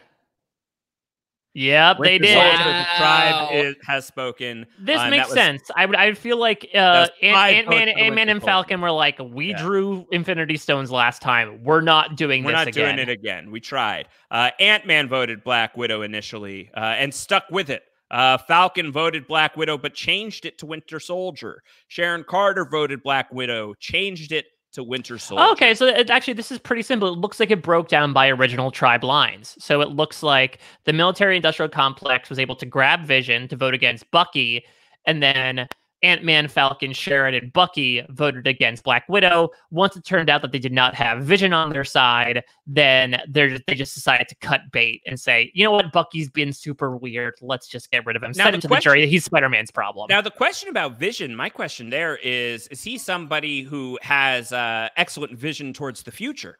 And is playing a long game where he's like, oversight can't be dismissed out of hand because I should be the overseer, and thinks he's going to be able to have a very compelling case at Final Tribal? Or is he a goat? Is I he don't know like if he's making a goaty goat. moves right now because it's like, oh wow, and now you're working with the people who you were against. It's like, oh, you're just gonna let yourself get dragged along here, Vision? Was this Right, not his but chance to turn the tide against the military-industrial complex? he could be doing a Sandra thing, right? Of being like, I want to work against them. You have to do this, and then they decide. Maybe he plays his hand, decides not to. But Vision it's like, has a very iconic Survivor strategy, which is as long as it's not me. As long as it's not me. Yeah. So we'll see. See ya, Winter Soldier. really playing, I would say, no role in the rest of Phase 3, sans Rocket wanting his arm. Yeah, that's bad. Yep. It is weird for someone who played such a pivotal role in Phase 2 especially, and to basically into Phase 3 just kind of be almost background. Especially like part of Civil War, the thing that made them fall apart was about Bucky, to then come into Infinity War and Endgame and just be like, he's there. Not even Endgame, he's there at the end, but he disappears for a while again. Yeah, so sorry, Winter Soldier. You've been a big part of all of this for the last little while. You're part of the jury, chilling with Spidey. Who else is on the jury right now? It's just him and Spidey. It's just him and Spidey. That's awkward. That's going to be great conversations, I'm sure. They don't have a lot to talk about. They don't have a lot to talk about at all. Spider-Man probably has a lot of questions for Winter Soldier that Winter Soldier's like being traumatized by as he's remembering. Well, and I'm sure Winter Soldier has some very old movies he can talk about with Spider-Man. Yeah, for sure. Like actually really old movies. All right, nothing new with the alliances. Alliances are basically what they are. Reward challenge. This is the auction, is it not? Or is that the next episode? The questionnaire. It's the questionnaire challenge. Touchy subjects. Touchy subjects. Touchy subjects is the challenge. What were some of the questions in touchy subjects in Tokyo? Usually, like, who do you trust? Who would you trust with your life in the game? Who mistakenly thinks they're in charge? Mm-hmm. JT and Coach. Yeah. All right. Let's see who won it. It's Black Widow. No surprise there. She's a spy. She knows her way around people. She's very good at studying people. She knows every detail about you. She's read the dossier. Yeah, she just automatically knows how everyone's gonna vote and how for who, right? Like I think when they ask the question, she's like, I know everyone well enough to determine who they will. She knows who has red in their ledger and where. So she's gonna win a trip to a natural spring. She gets a Brazilian feast made by a local family. She's going to bring General Ross and Vision with her. General Interesting. Ross, War Machine left out. War Machine is left out. That's got to sting a little bit. Not as bad as breaking your back from falling out of the sky, but still painful. And I think maybe we're trying to thank Vision, and Vision's like, well, that's great, but I can't taste the pepper cash. But I'll certainly talk with the local family. I've actually never eaten anything. It's also strange that they're having a Brazilian feast in a German airport, but I don't know. Maybe that's one of those Brazilian steakhouses where they just keep bringing it out. Just lots of meat. Just bringing the meat nonstop. Bringing the meat. All right. At the Sokovia Awards, who's going stag to the Sokovia Awards? It's Sharon Carter. She's been there before. She shall be there again now at this point. So Sharon is going off to Sokovia. And now it is immunity challenge time.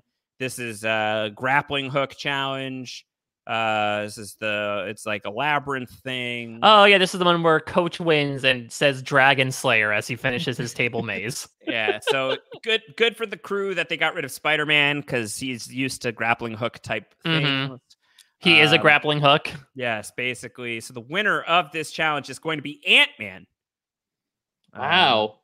So I guess how that worked. I think what he was able to do was shrink down and maneuver the ball around the table maze to easily get into the hole, right? Like you don't need to tilt it when you can be inside the maze. That's very true. Puzzle's the great equalizer, and when they got to the table maze at the end, Ant-Man was able to just give it a real deft personal touch. Yeah, you said, I think that makes sense. He just didn't bother with balance. He just shrunk down and was just like pushing the ball through the maze. Or he commanded the ants to, like, there's no rule against getting ants to push the ball along. True. And then maybe he didn't need to grapple. He's like, ants, bring the bag to me. Yeah, and they just brought the bag up. It's very good. And there's somehow a line of ants are bringing the bag back to Scott. Yeah.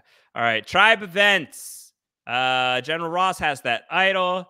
There's a slight bond occurring between Black Widow and Vision, taking him, Pepper Cash turns out to be delightful. So Vision is very happy to have eaten for the first time in his life.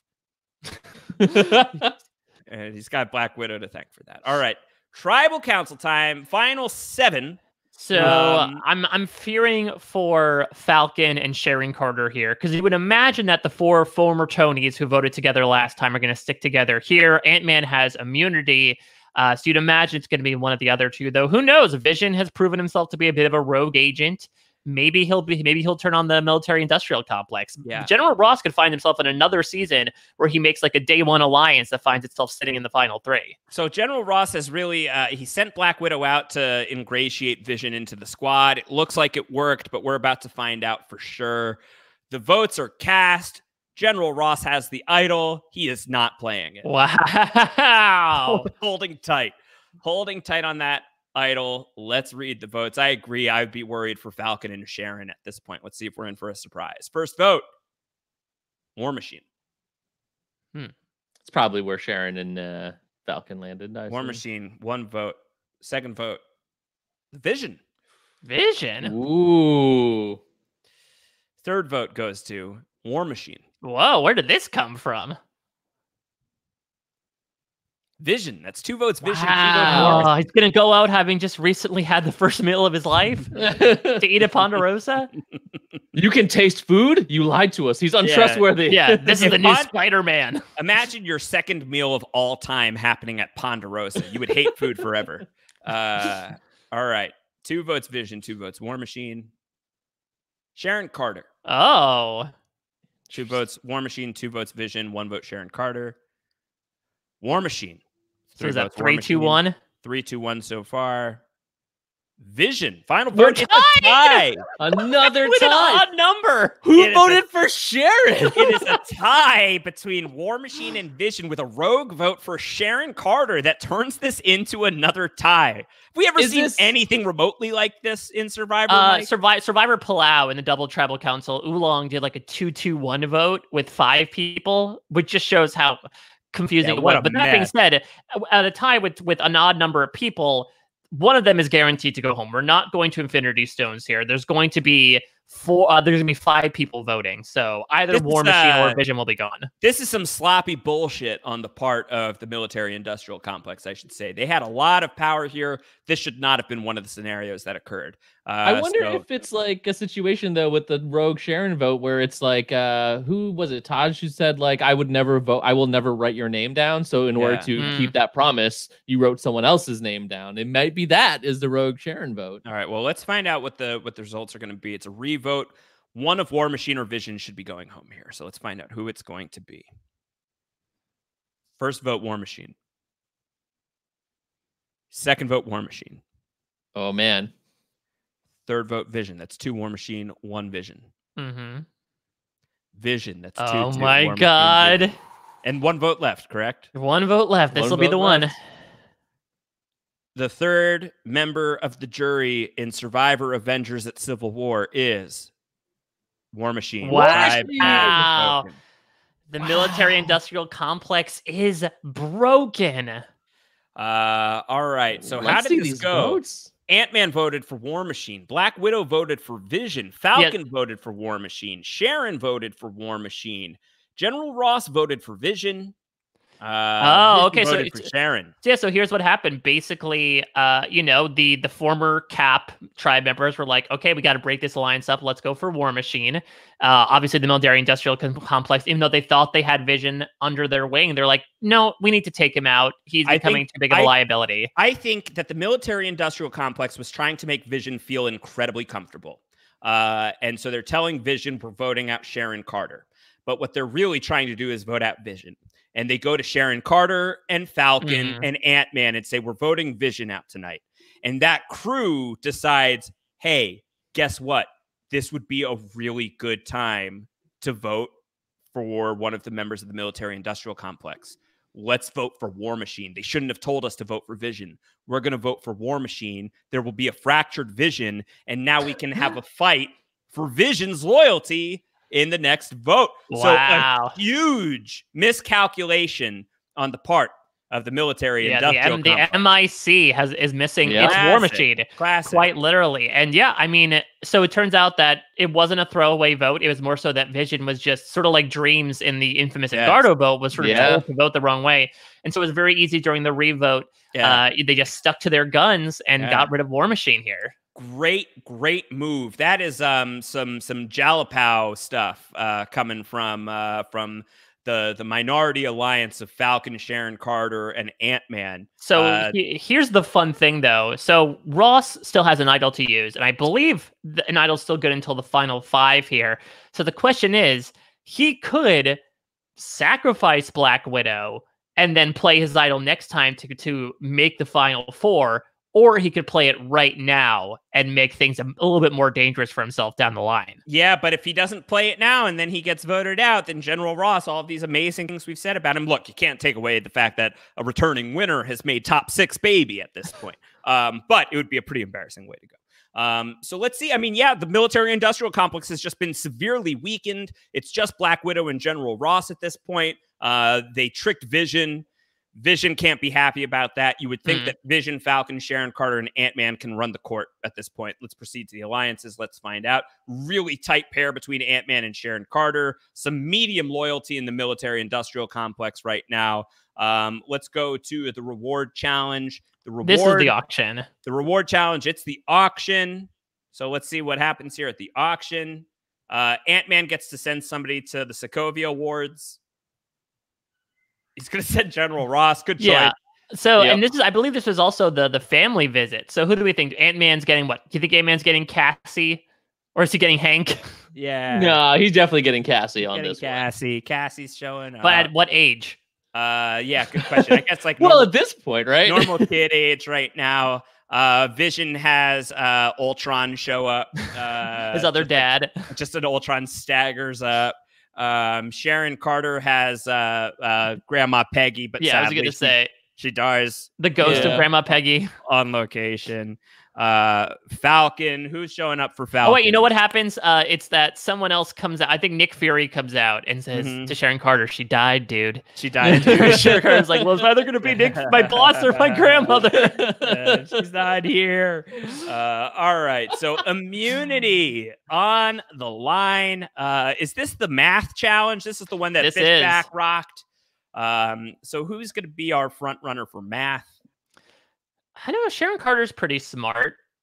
I mean, I worry about Ross on this one. I worry that Ross is going to be able to immunity himself with just quick mathing. Most of the big science people are out, so maybe a little bit of an even playing field here on the math challenge. The winner will be Black Widow. Of course, she knows math. She's running the numbers. She's always running the odds. Constantly running the numbers. Now, I mean, she won a pivotal vote, and now I wouldn't...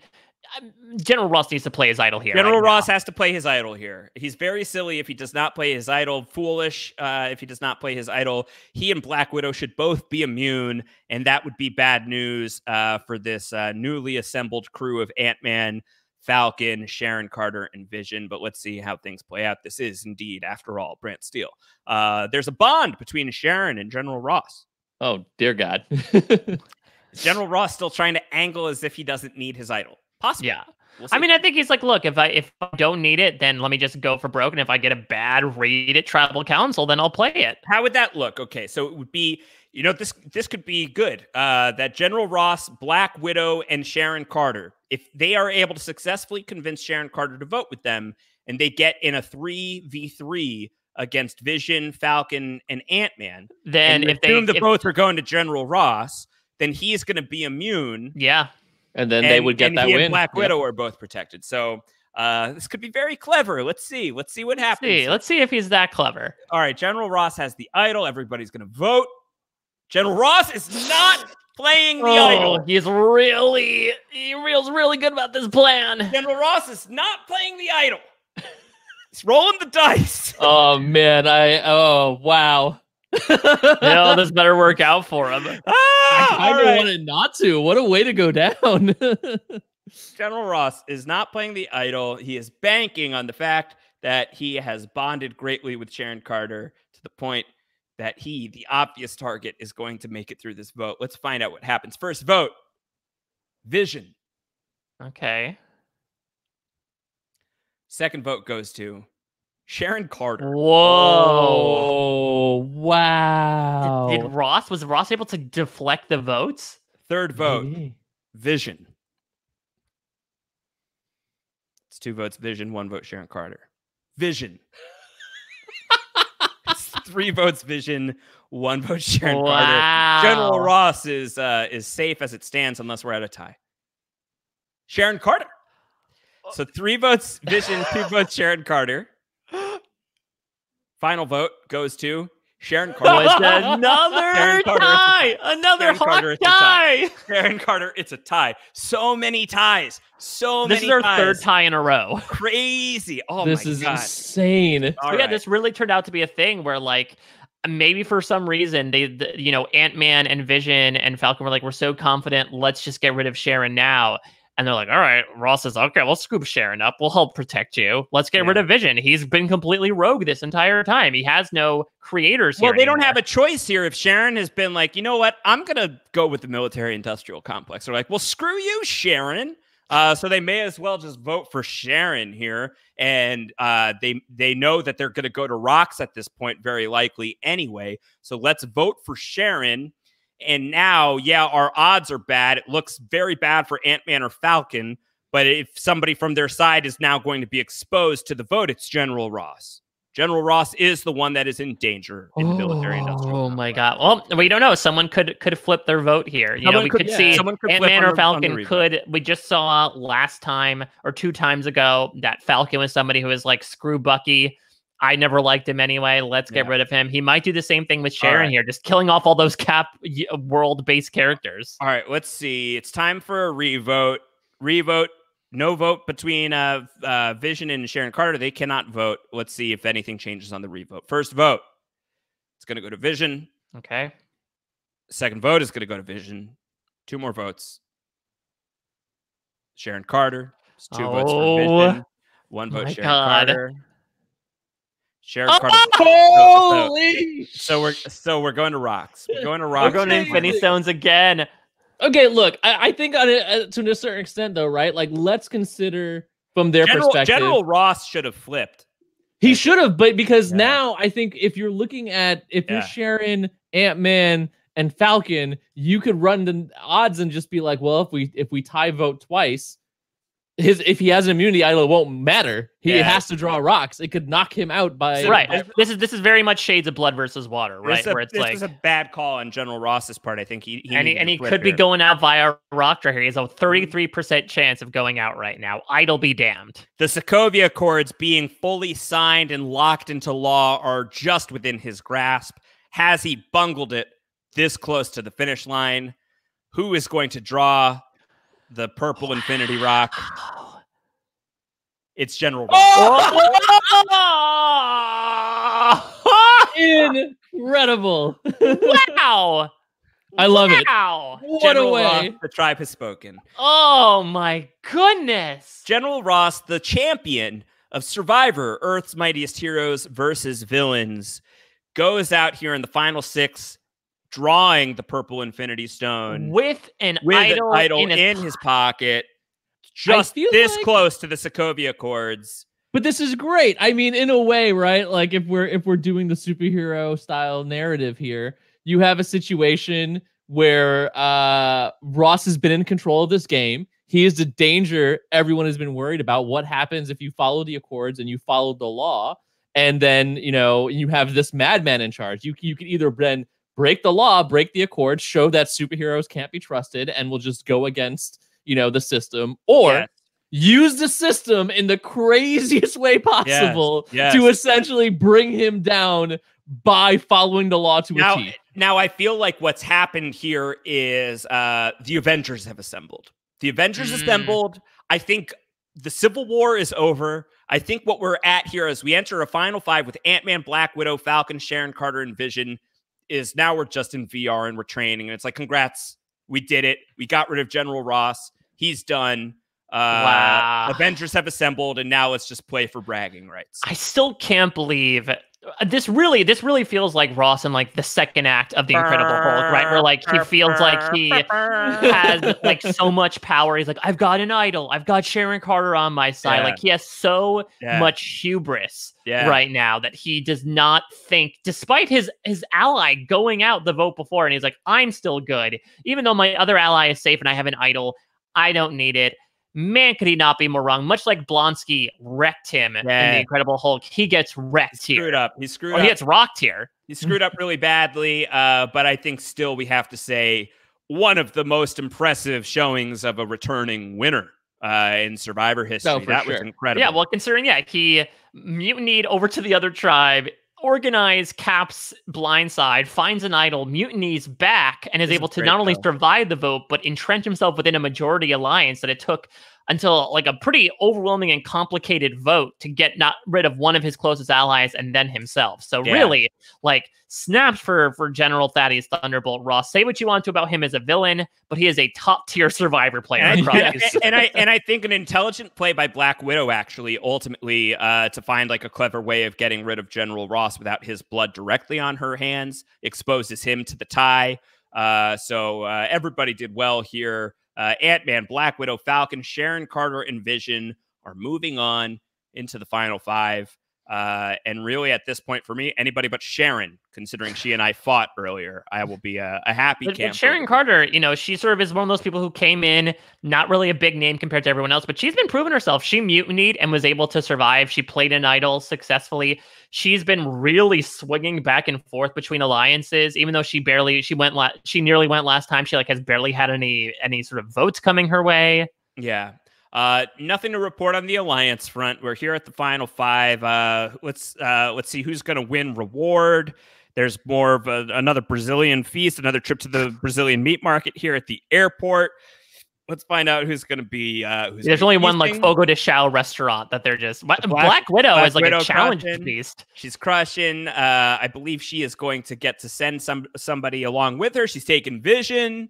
She's like, hey, listen, let's just like talk and maybe figure out like where we're standing here with each other.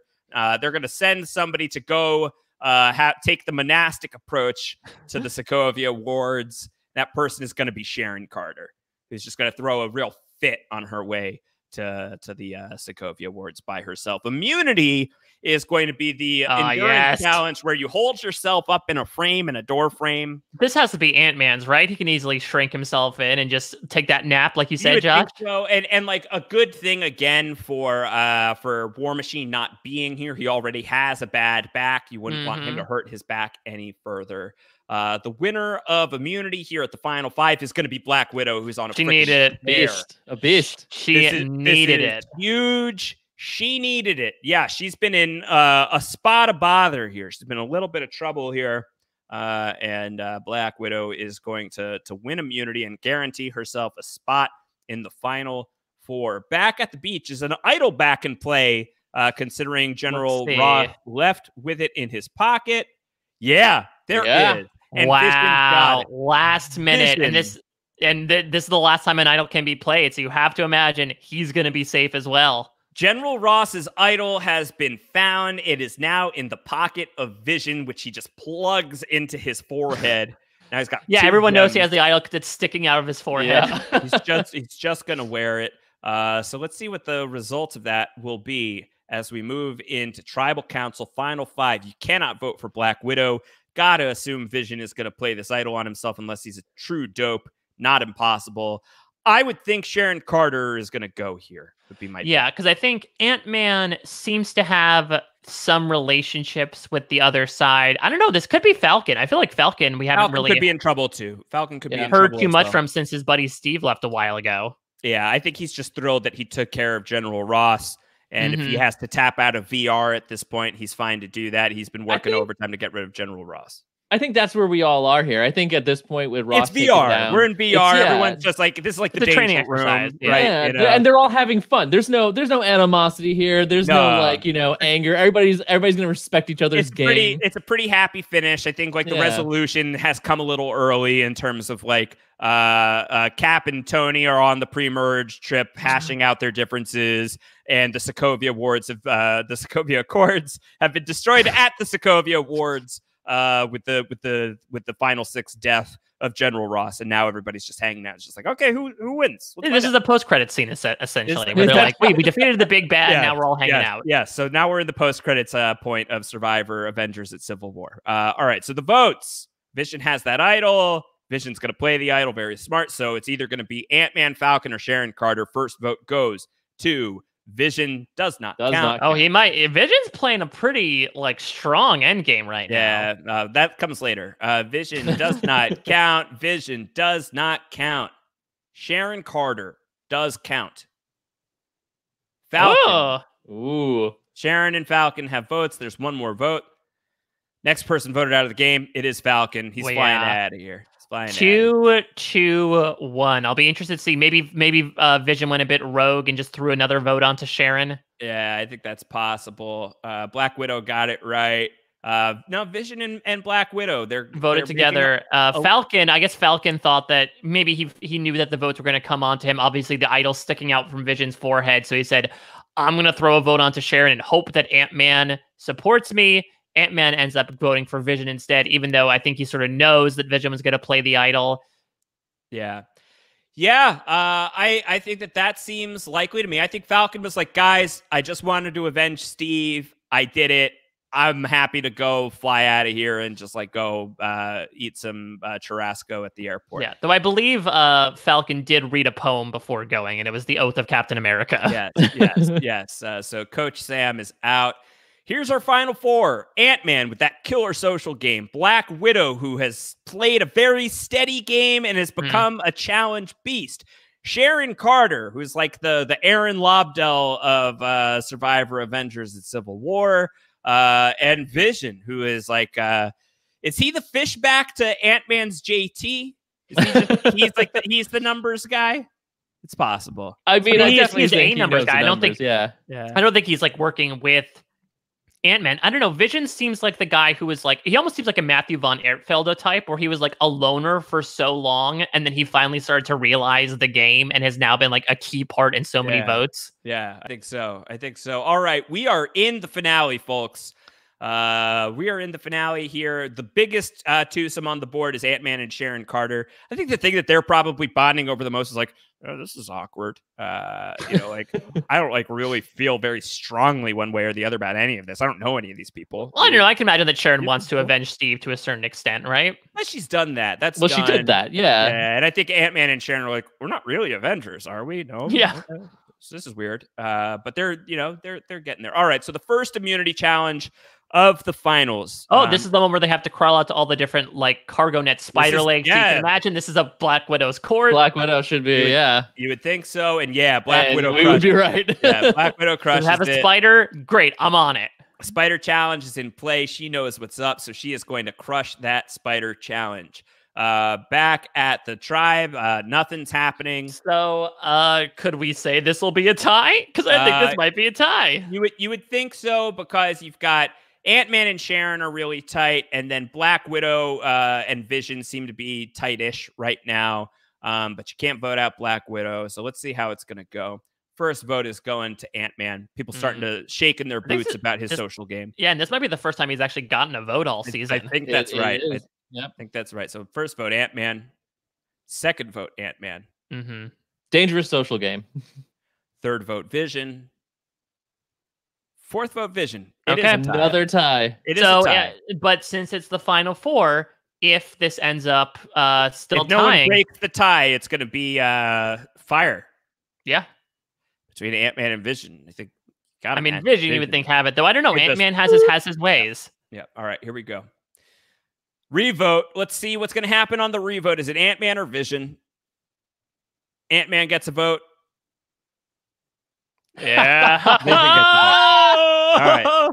Fire. So many ties. So many Hawk ties this season. All right. Oh my God. Fire making challenge between Ant-Man and Vision. It is interesting. Vision, you would think, could just like Mind Stone some fire out with his stupid face. Right, but would you think that he'd feel like that was cheating? That he wanted to barely make fire? Maybe. And then you have Ant-Man who could just like grow and shrink and grow and shrink and grow and shrink and just do lots of stuff. He actually shrunk down some flint and no one saw. And then so during the match, he doesn't care about cheating. He'll do it and like just pulls out a little flint. Or he's had matches with him the entire game. He smuggled him into the airport. All right. Let's see who wins fire and who's going on to the final three. And then there will still be one vote because this is a final two. Ant-Man or Vision, who wins the fire making challenge? Ant-Man loses. Ant-Man, the tribe is broken. Yeah, Vision, despite giving it the college try, Ant-Man was struggling so much that Vision's like, let's not make this another Becky Sundra situation, shall we? And he just demolishes the fire and Ant-Man's fire, and Ant-Man is just gone here. So really, he lost out by losing Sam last round. Yeah, but, you know, really strong run from Ant-Man, who just showed up like sleep-deprived in Germany. He had more jet lag than anybody else. Such a good social game. Incredible that he made it this far without getting a vote. And I think a wise choice to get rid of him here because he's just so damn likable. And I'm going to also say wise choice to have Luis do all the previously on recaps for this season. Previously on Survivor, Avengers, and Civil War. It's a crazy, stupid, fine season. Yeah. So Luis, Ant-Man, we will see again. Not terribly long from now. And Ant-Man and the Wasp. Yeah, the savagely okay Ant-Man and the Wasp. I'm ready going in to fight my fight. That's way better than the first Ant-Man. So listen, I'm not sure that I disagree, and I liked the first Ant-Man quite a bit. So I'm excited. We'll see, Mike, if you and everybody else who thinks savagely okay for Ant-Man, can we not change your minds? I think the timing is also. I'd say that about Captain Marvel as well. The timing really doesn't help it either. Yeah. All right. Final 3, final immunity challenge. This is like that. You got to catch the ball with one hand behind your back. Right? So Winter Soldier would have been great here. He would have been ready for it. That's how he lives. If Sharon Carter wins this, it's a huge upset. I think Vision, you can imagine him keeping track of all of this. But Black Widow, you even see in Captain America Civil War in that first action scene, Falcon snipes a guy who's holding a terrible virus bomb, and Black Widow is able to catch it. So she's good at these crazy saves. She's been on this huge tear, this huge immunity run. Is she going to be able to see it across the finish line? Who is going to win that final immunity? Sharon Carter. Wow. Black Widow lost her eye on the ball at the most important moment. And Sharon Carter, despite losing her closest ally, is going to be sitting in the final 2. And I would wager has a pretty damn good shot at winning this season. Weird. All right. Sharon Carter wins immunity. Her Avengers tryout is going really well right now. I think that's what's at stake for Sharon right now. She has made it to the final tribal council. Is Sharon going to win a spot on the Avengers, or is everybody going to choose? Yeah, we don't want Sharon on the Avengers. So we'll find out. Let's see what's gonna happen. So here's the question. So Sharon as the immunity winner is the lone vote for who goes to the jury here. Who is better for her to sit at the end with? Is it better for her to get rid of Vision, or is it better for her to get rid of Black Widow? You know, Black Widow was this challenge beast that has just been on this really amazing challenge run. Sharon beat her in the challenge. Is it better for them to go toe-to-toe, tip-top toes, having been, does she want to take the big challenge threat to the end, be like, I sit against the threats? Or does it make sense to get rid of Vision, who should have been knocked out a few times? But I think you could say that Vision was a little naive along the way. I think I want to sit in the end against Vision of these two if I'm Sharon Carter. I would vote for either Black Widow or Vision above Sharon Carter, but I am not on the jury, so I don't get to make this choice.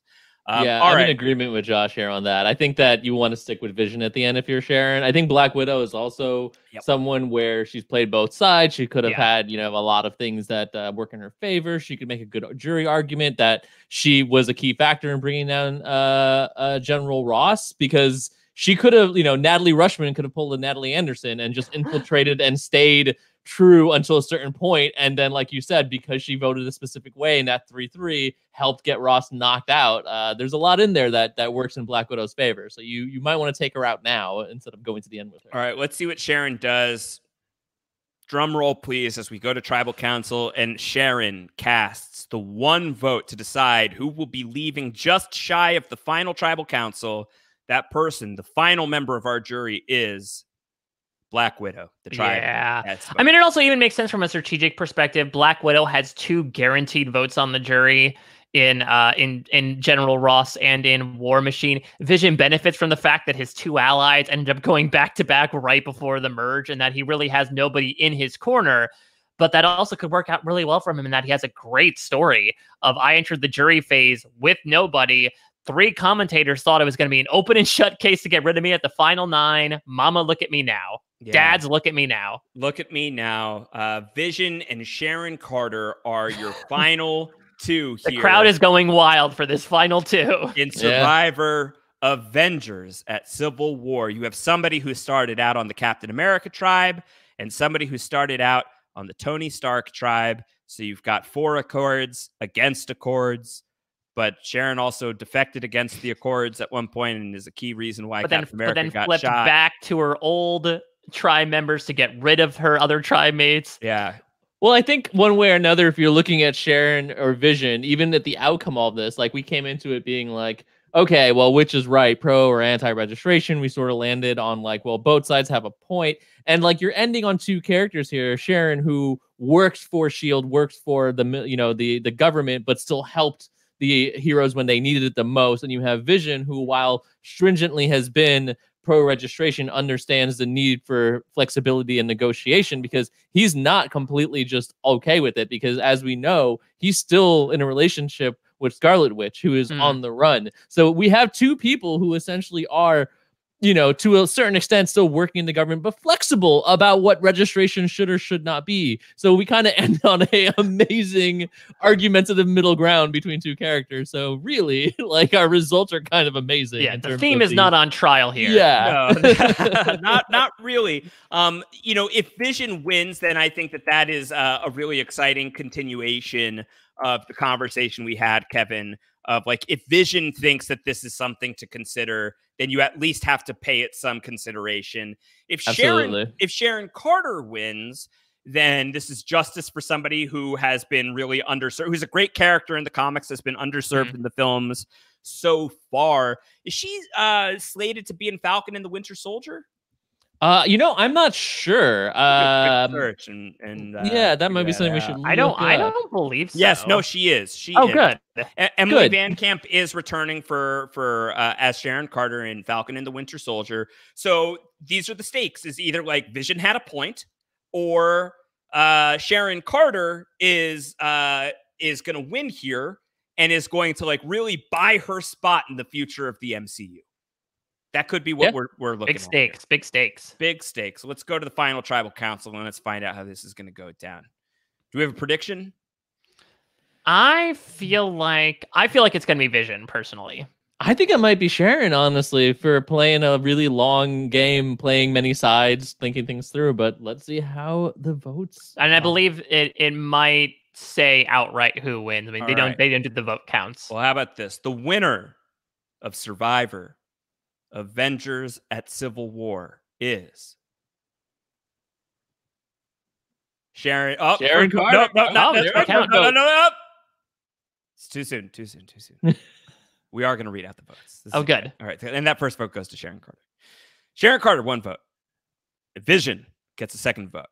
1 vote for Sharon to win, 1 vote for Vision to win. How many jury votes? 7? 7. Okay. Takes 4 to win.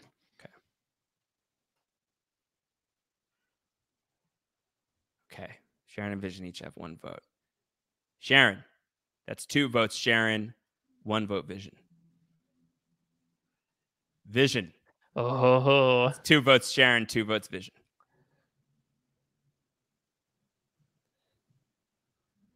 You guys feeling nervous?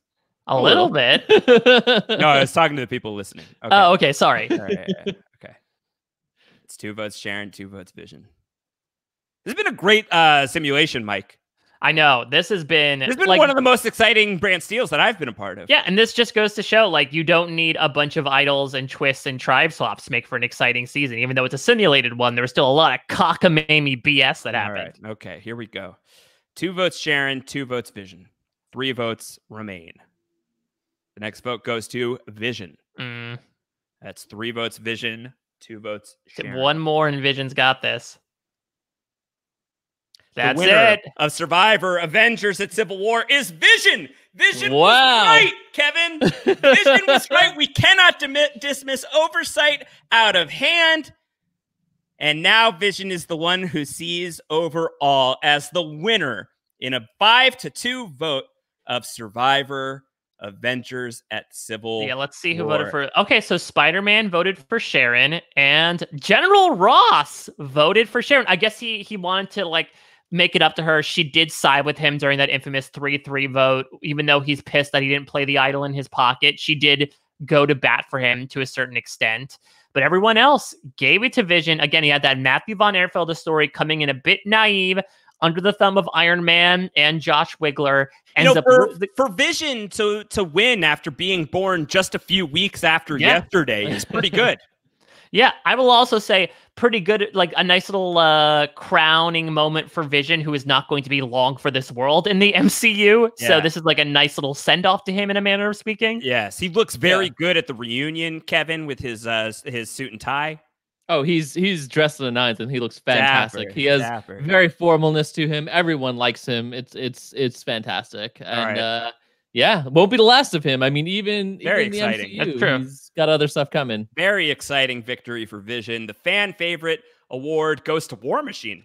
I mean, maybe the military vote is sort of weighed heavily there. Yeah. But people, man, they had a real big military crowd watching this season. I got to give it up to Vision, because again, like we said at the final 9, we thought he was dead to rights, didn't have anybody, and was able to claw his way up from the bottom and be able. Also, fantastic symmetry in that. Vision and Wanda were the first out and winner. Yeah, very 20 where like the it couple of the MCU ends up finishing in mirrored places. All right, some fun stats here. So in terms of challenge wins, Black Widow was the queen, 6 individual wins. Vision only had 1. Sharon Carter had 2, one of which was a real decisive victory. Those are not immunities, that's just individual challenge wins. Yeah, I would say Black Widow, and losing that last challenge lost the game, because I think if she won, she goes to the finals with Vision and she wins. I agree. Some other interesting stats. Kevin Mahadeo left the game with no votes against him. 0 votes to his name. Most votes went to the Winter Soldier. Ant-Man only received 2 votes, which were those final 2 votes against him. And so did Black Widow. Yes. BrantSteele decides that the most strategic player is Vision. I can see it. If that General Ross is in second, and I can understand some umbrage behind that, but I do feel like it's one of those things in Survivor when like a power player leaves, mid-jury and somebody else takes over narratively. I could feel like Vision would be doing that, that he would sort of be our main narrator, because he's the one who finds Ross's idol and plays it at Final 5. He wins fire making at Final 4. He talks Sharon Carter into taking him at Final 3. Like, it was a really powerful endgame for Vision. I think totally deserved win. What a crazy season of Survivor. A really, really powerful antagonist run from General Ross. A really fun finish with just some Avengers having a good time. And an antagonist win from Scott Lang. Yeah, absolutely. But I'm surprised didn't win fan favorite, but maybe people felt really bad because they still felt bad about they wanted to give War Machine some of that money for his back recovery. Dr. Stephen Strange isn't cheap, so they had to make sure he had a GoFundMe going in order to even get considered by Dr. Strange. You don't want to go to him when he's now a doctor, because he's going to do these weird finger motions on you. Now, that is a great segue, Kevin, because now that we are done with these shenanigans here of another Survivor simulation that does indeed crack past the 3-hour mark, what are you going to do? If we had added 2 more people, it would have been that much longer. We are next turning our gaze to truly Phase 3 proper, even if we were already in Phase 3 technically, Kevin. We're going to talk about Doctor Strange next week on Everything is Super, and I'm very happy to have had this little lark to separate Civil War and Doctor Strange, because Doctor Strange, not my favorite movie, and I'm looking to be convinced to have a better time than I have had with Doctor Strange in the past, Kevin. Yeah, I am interested in a similar way. I remember Doctor Strange being okay. And then as a character, very similar to like Ant-Man, for example, I ended up really liking the character in his subsequent appearances. In Infinity War and Endgame, I really like Doctor Strange.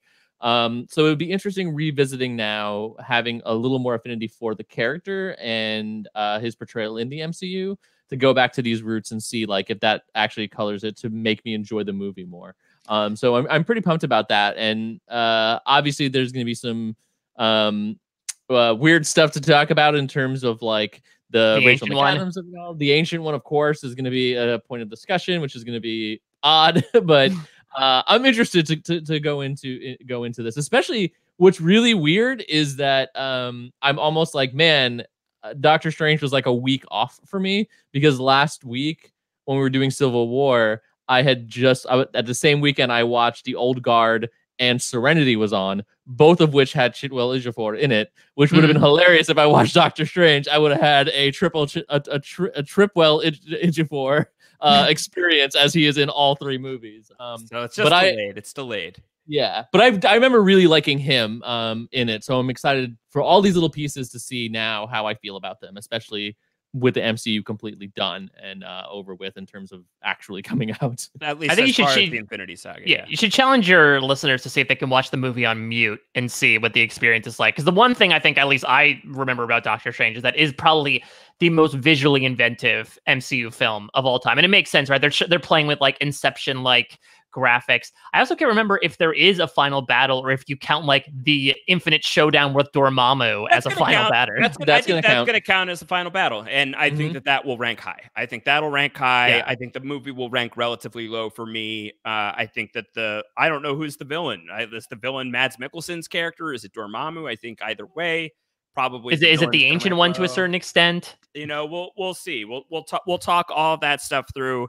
Scheduling may be a little bit hairy. I am not going to be having a reliable schedule next week. We will get the podcast out at some point next week. It's just a matter of when. So that standard Wednesday, Tuesday-ish date may shift a little bit. So just be a little patient if it takes a minute for the Doctor Strange podcast to drop in your feed.